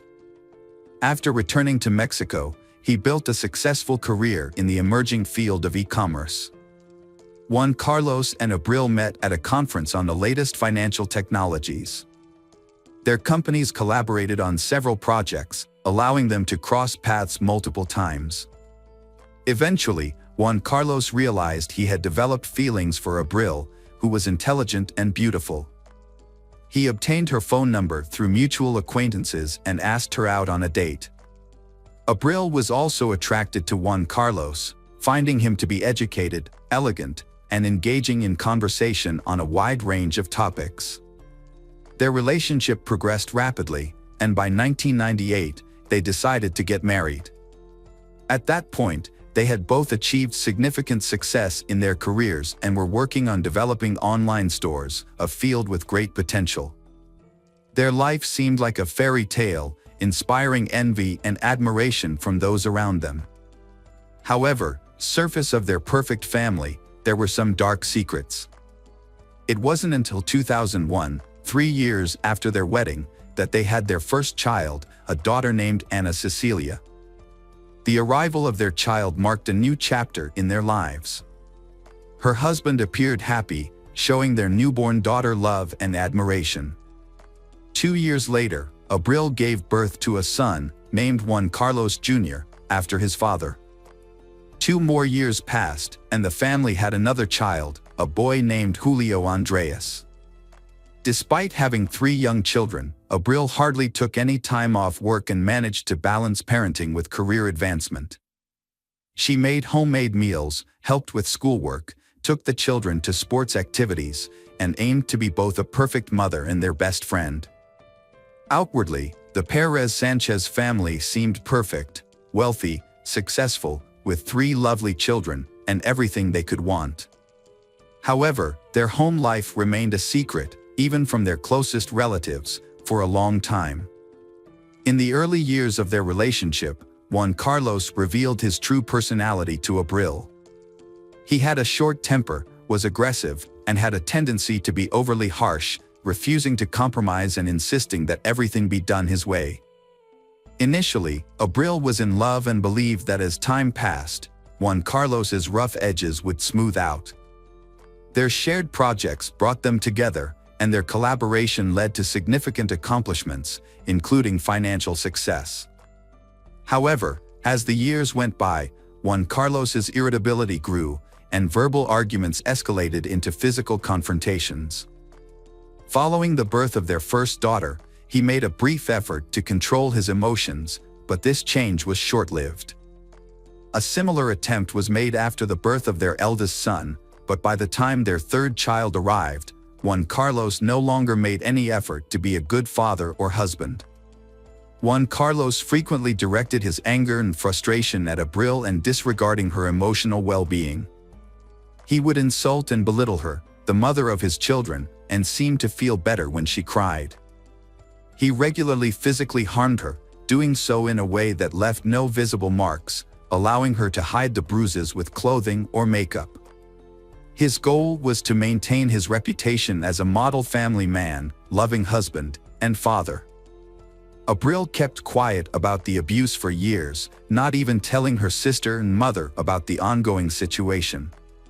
She earned a good income and could have raised the children on her own, providing them with a good education and stable upbringing. However, her husband was wealthy and influential, and she knew he could use the courts to take the children away from her. Knowing Juan Carlos's true nature, Abril couldn't bear the thought of her children being left alone with him, as she considered him a monster capable of anything. When the family situation reached a boiling point, what was once considered an ideal household now raised suspicions that something was terribly wrong. Abril was not just subdued, but deeply distressed and visibly struggling. She had lost weight, slept poorly, and frequently had bruises on her face and body that were becoming harder to hide and explain. Despite this, Juan Carlos appeared calm and confident in public, pretending that everything was fine. He played the role of a loving and caring husband, interacting with Abril politely and affectionately. However, at home, he transformed into a menacing figure. Despite loved ones urging Abril to divorce him, she insisted that everything was fine and that she could handle the problems with her husband on her own. 2014 marked the peak of Juan Carlos' career when he became the head of a major trading company, making him one of the most influential people in his field. Following this promotion, his family relocated to Mexico City, settling into a large house in one of the capital's upscale neighborhoods. Their children began attending an elite private school. Abril had genuinely hoped that this change of environment would improve their relationship. However, contrary to her expectations, the abuse continued. Juan Carlos often persisted in physically and verbally abusing his wife in front of their children. He increasingly accused her of infidelity without any basis for his claims. Whenever she tried to defend herself, he would resort to physical violence, insisting he would find evidence of her supposed disloyalty. Juan Carlos monitored her phone and emails, forbade her from using social media, and when finding no evidence, he hired a private detective to follow her and photograph any men who came near her. For 4 years, she tried every possible way to save her marriage. Despite her efforts, her husband's behavior became increasingly unbearable, creating a never-ending nightmare for her. To outsiders, however, their union appeared happy and successful, even enviable, due to her husband's wealth, influence, and seemingly caring nature. In 2018, the Juan Carlos and Abril visited to the Abril's family. During this trip, Juan Carlos treated his wife poorly in front of her parents, who were deeply disturbed by what they saw. This incident marked a turning point for Abril, and she realized that she could no longer continue living this way. She informed her husband that she would file for divorce as soon as they returned to Mexico City. Hearing this, Juan Carlos became enraged, grabbed her throat, and squeezed it so tightly that she nearly lost consciousness. Fortunately, her mother, Maria del Soro, entered the room and raised the alarm, preventing a tragedy. When the family returned to their home in the capital, Abril prepared for divorce and moved from the marital bedroom to a small guest room. However, this did not keep her safe from her husband's abuse. On January 4th, while Abril was still asleep, her husband entered the room holding a baseball bat. He struck her hard on the head and was about to swing again. Half awake, Abril barely understood what was happening, but she managed to roll off the bed just in time, saving her own life. She began to scream, and the children ran into the room, having heard the noise. The youngest son shielded his mother with his body, while the eldest son took the bat away from his father. Together, they fled the house and headed to the hospital, as Abril needed medical attention. Doctors diagnosed Abril with a severe concussion and a deep laceration above her eyebrow that required stitches. After Abril and their sons left the house, Juan Carlos contacted his lawyer to discuss the situation and asked for help in resolving the marital conflict. However, Juan Carlos also posted on social media, accusing his wife of betraying him by being unfaithful and planning to leave him for another man, taking their children and attempting to claim all their jointly acquired assets. Additionally, Juan Carlos claimed that Abril had stolen all the money from their home safe and had injured him with a knife when he tried to stop her. He posted photos of a bloodied knife and brown stains on the floor as evidence. However, the blood on the floor actually belonged to Abril from her own injury, and the knife photo was taken from the internet. Despite the fabrication, Juan Carlos's friends believed his story and actively shared and reposted his account on their social media pages, calling for widespread attention to this supposedly egregious case. Juan Carlos's attempt to kill Abril prompted her to take swift action. From her hospital bed, she filed a police report against him, accusing him of trying to take her life. After her release from the hospital, Abril packed up her two young sons and left the family home. Her oldest child, who was attending college in a nearby city, also condemned his father's violent actions. While waiting for justice, she started providing online support and consultations to women who were going through similar experiences.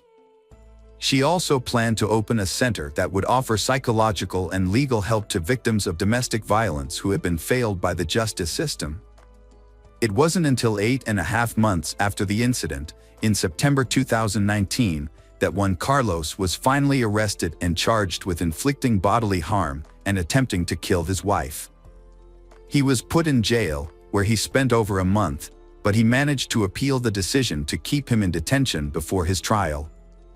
As a result, he was released from jail by November of that year. Judge Federo presided over the case, reclassifying it and ordering a new trial. During the trial, Abril's medical records and photos were not presented as evidence. Her and her son's testimonies were deemed insufficient to detain Juan Carlos because he claimed Abril was manipulating their children against him.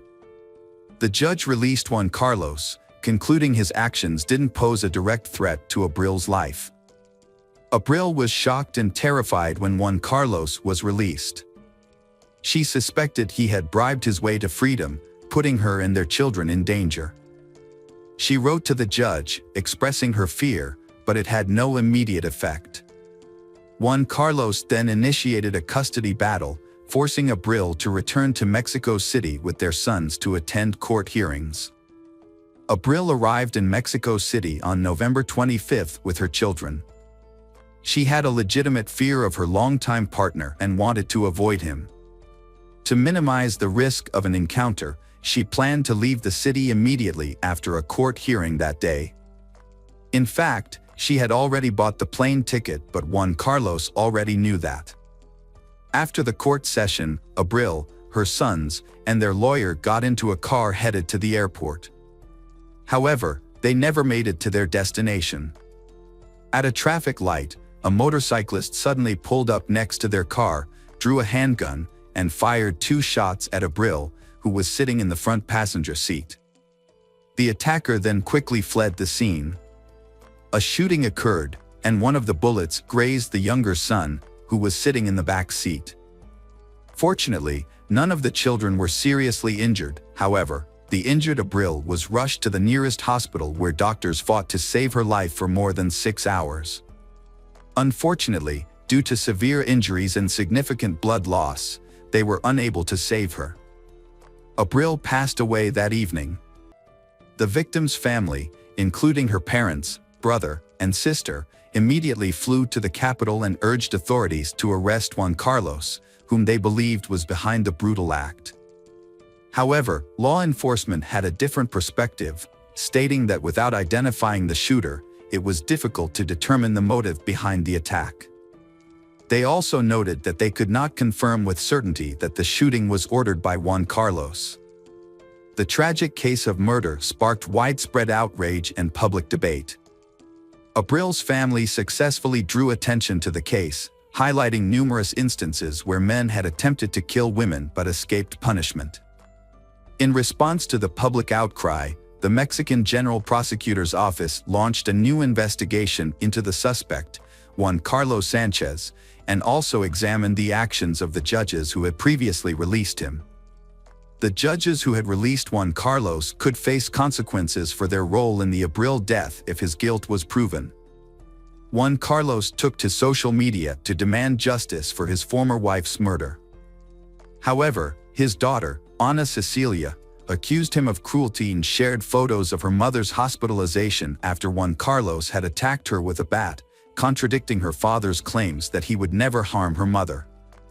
Despite the media attention surrounding the case, he was initially allowed to remain free during the investigation.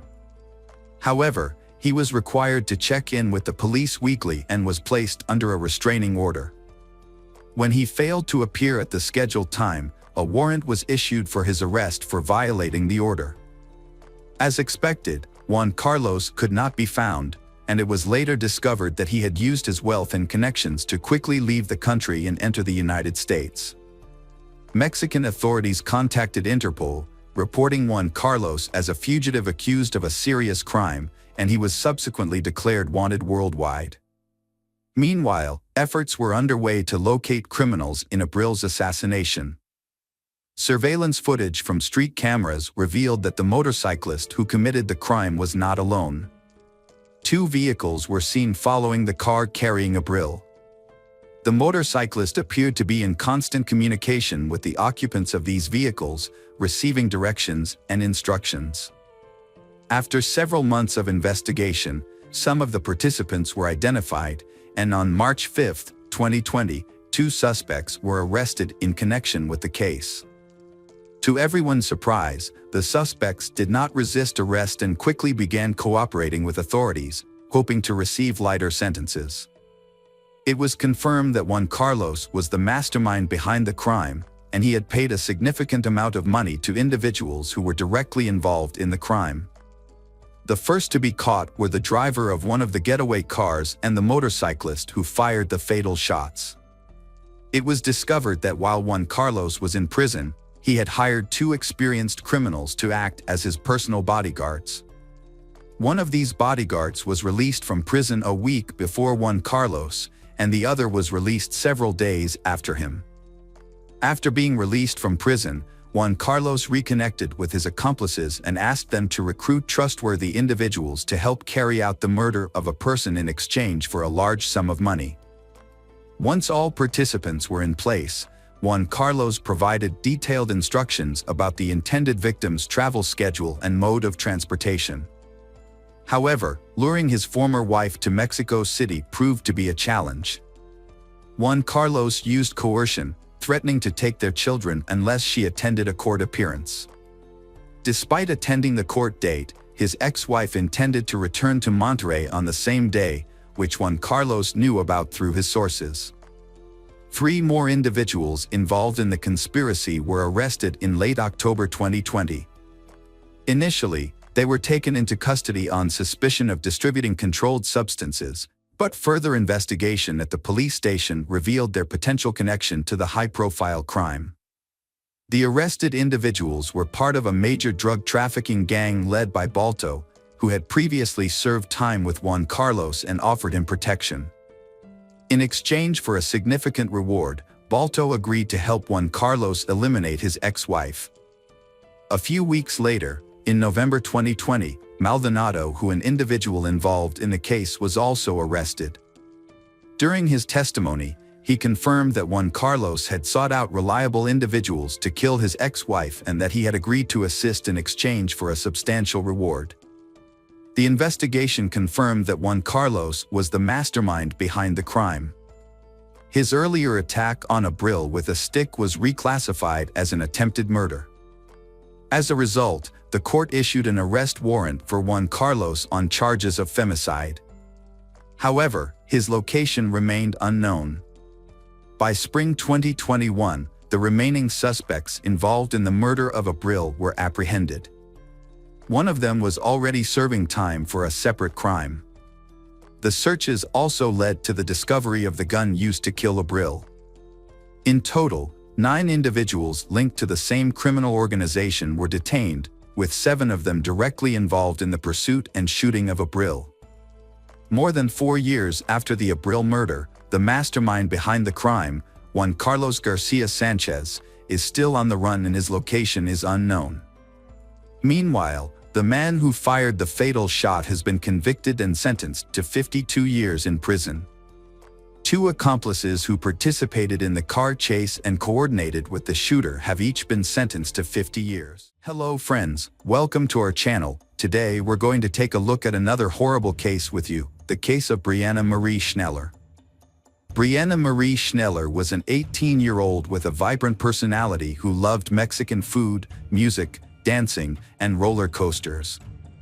She was an exceptional student, and ranking as the top student at Everest High School in Washington, according to her parents, Craig and Lori Schneller. Brianna had a promising future ahead, with a trip to Tennessee planned for the summer and a notable achievement as the only student in Wisconsin to qualify for a national competition in professional and technical fields. Brianna's passion was to pursue a career in restaurant management and eventually start her own business in the food service industry.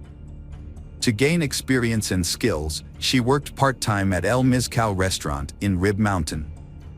Those who knew her, including friends, colleagues, and customers, described her as kind and responsive. Brianna's life was on the verge of 2 major events: her graduation and her wedding to her 22-year-old fiancé, Sebastian Ramirez. Brianna's parents initially disapproved of her relationship with Sebastian due to their age difference and concerns that she was growing up too quickly. However, after getting to know Sebastian better, they began to trust him and saw that he genuinely loved Brianna and had serious plans for their future together. They eventually moved in together, sharing an apartment on 12th Avenue in Wow with Sebastian's 19-year-old younger brother, Hugo. To outsiders, it seemed like the 3 of them got along well and lived harmoniously, burning the envy of many for their close friendship.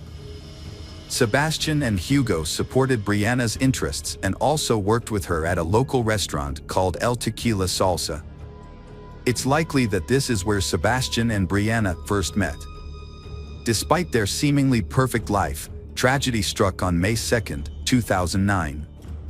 The day began like any other, with Sebastian waking up early and trying not to disturb Brianna, who was still sleeping peacefully beside him.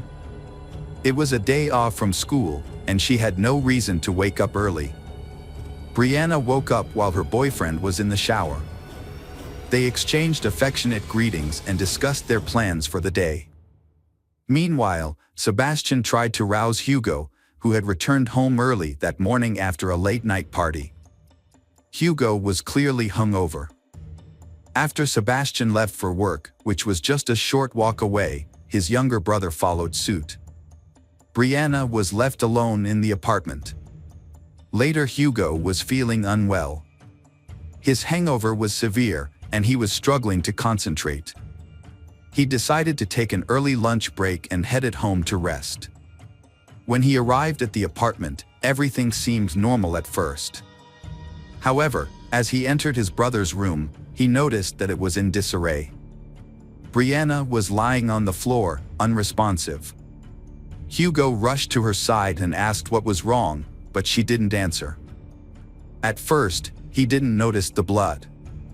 Hugo discovered a horrific scene when he removed a towel covering a woman's face. Her severe injuries had left Hugo almost unrecognizable, and he was utterly shocked and overcome with grief at the sight of her.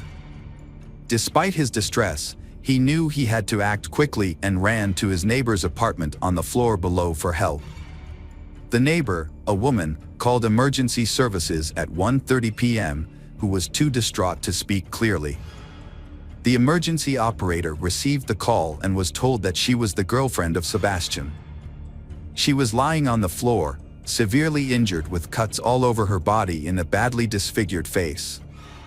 The operator was informed that she showed no signs of life.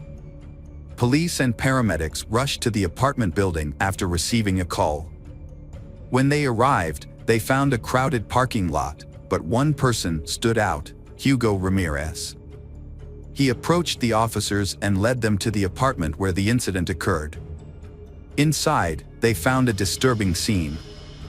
Brianna's body was severely injured, with deep stab wounds on her chest, neck, and wrist. Hugo was visibly shaken and could barely speak as he led officers to the apartment. He simply pointed to Brianna's body, and the officers took note of the scene. The officers asked Hugo to leave the room so that forensic specialists could begin their examination. The specialists observed that the blood on the floor had already started to dry, suggesting that Brianna's body had been there for some time. It was clear that she had tried to defend herself, as evidenced by the defensive cuts on her arms. However, the attacker had overpowered her, leaving behind a crime scene with a significant amount of evidence. The forensic team found several key pieces of evidence, including a bloody iron on the floor, which appeared to have been used to strike Brianna's face. The iron was broken, with pieces scattered nearby. 2 knives were found in the bathroom sink, one of which was missing its sharp tip. Blood was also found on the soap, suggesting that the attacker had washed their hands after the crime. However, the most notable piece of evidence was a bloodied shoe print on the carpet, which drew the investigators' attention. The investigation of the house uncovered many new details. Notably, there were no signs of forced entry, suggesting that the victim may have known her attacker or that the perpetrator had a way to enter the apartment without breaking in. Additionally, a large sum of money was found scattered throughout the apartment, consisting of bills ranging from $1 to $20. According to Hugo, this money was comprised of tips they had accumulated at work, which were carelessly left lying around. At first glance, it appeared that nothing was missing from the apartment, indicating that the attack was not motivated by robbery. This theory was further supported by the discovery of a broken knife tip in the victim's body. The fact that the knife broke during the attack indicates that the perpetrator applied considerable force. It's crucial to grasp what may have motivated someone to hold such intense feelings of anger and aggression against she. Uncovering the cause of this brutal and unprecedented attack is crucial in shedding light on the matter. Craig and Laura Schneller anxiously waited at the police station, having heard that something terrible had happened at their daughter's home.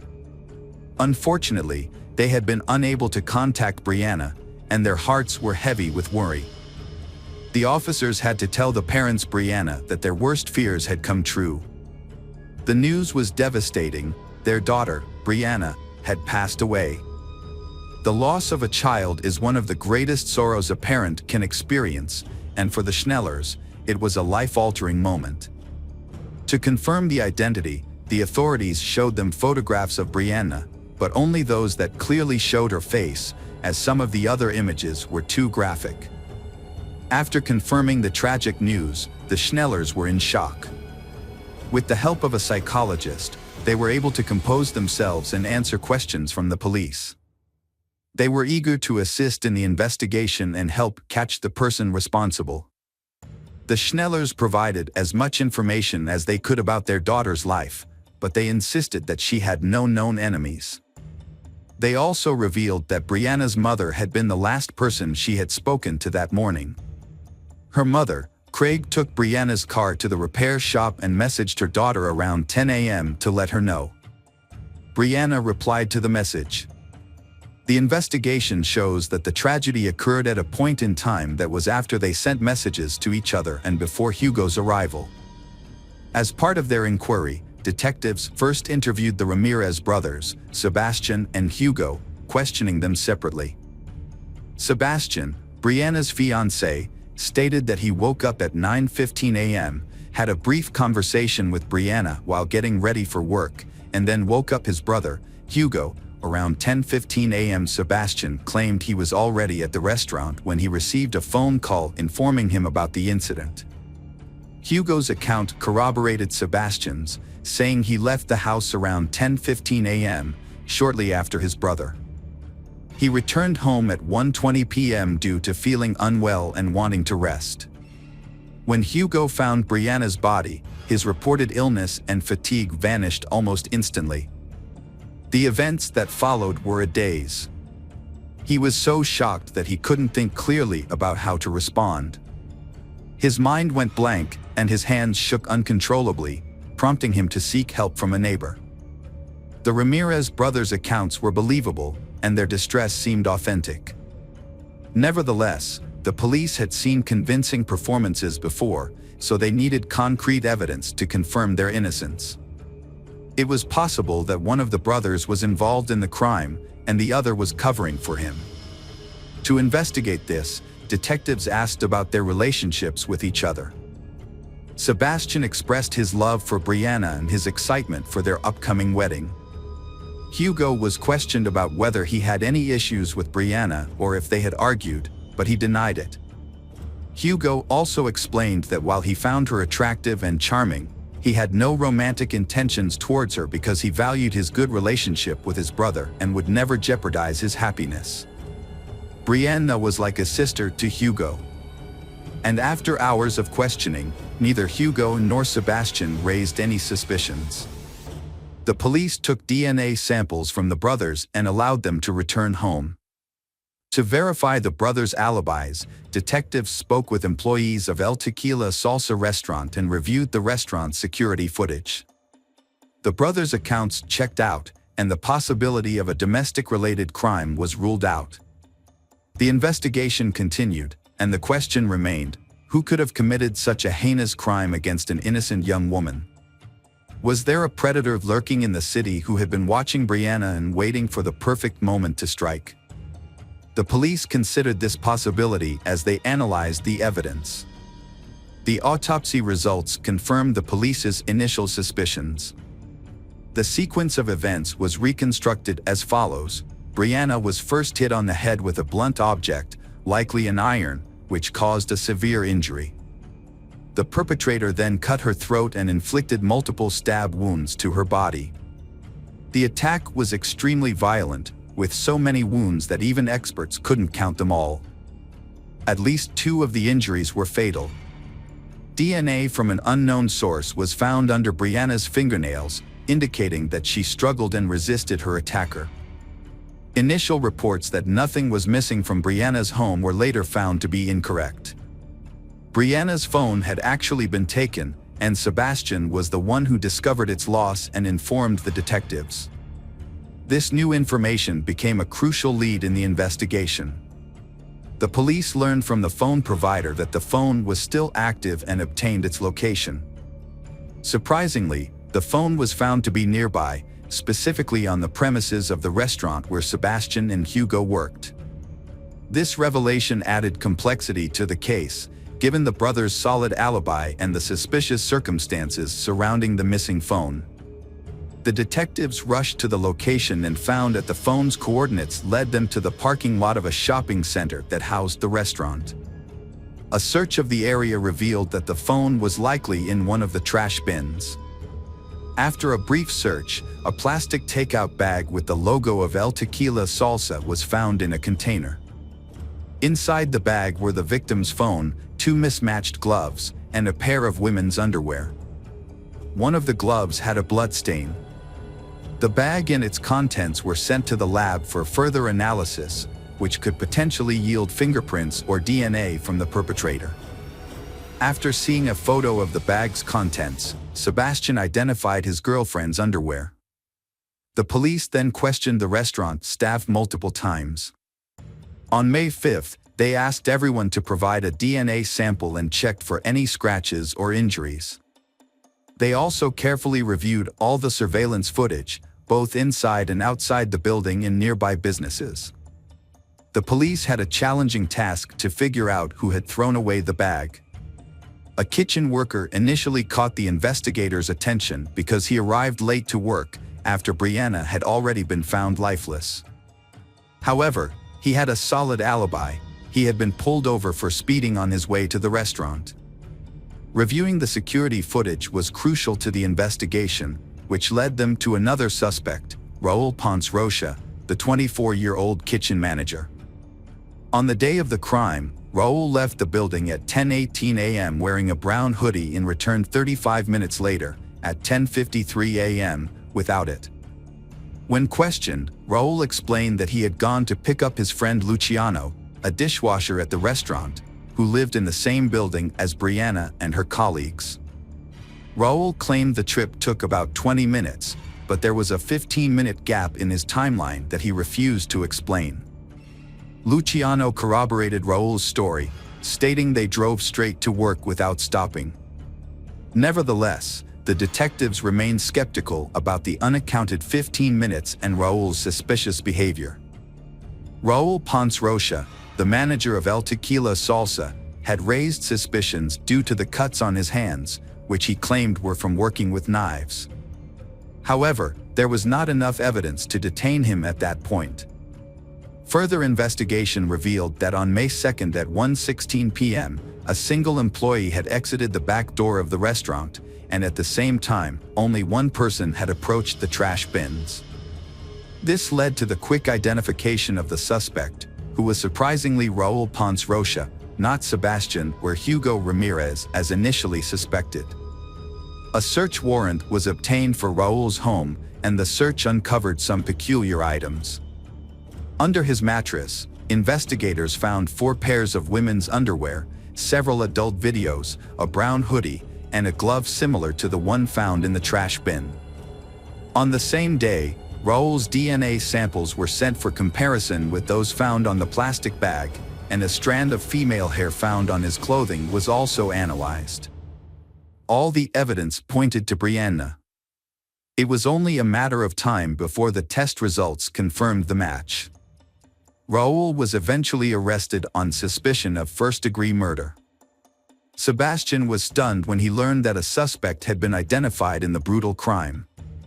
He had trouble believing that his co-worker, Raul Ponce Rocha, could be capable of such a heinous act.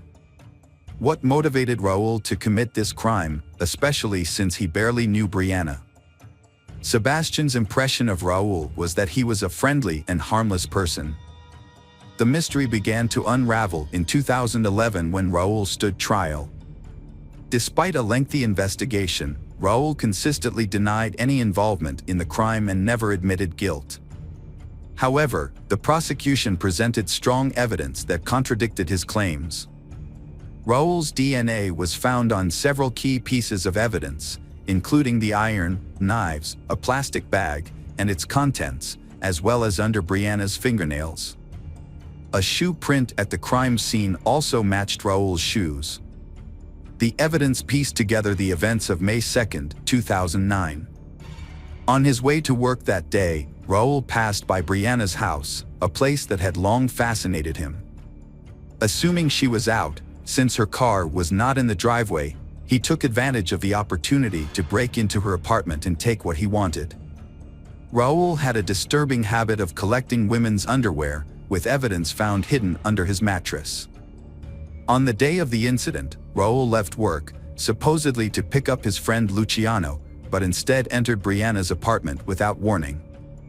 He easily gained entry, suggesting he may have had a key, and went directly to Brianna's room, where he began rummaging through her belongings. When Brianna confronted him, Raul was likely caught off guard and feared being recognized. Panicked, he grabbed the nearest object, an iron, and used it to strike her. He then escalated the violence by slashing her throat with a knife and inflicting multiple other injuries. The investigation found that the killer appeared to take pleasure in the brutal act, as evidenced by the numerous and excessive wounds inflicted on the victim. The attacker also used multiple knives during the assault. After committing the crime, Raul attempted to cover his tracks by washing his hands and removing his jacket, which was likely stained with blood.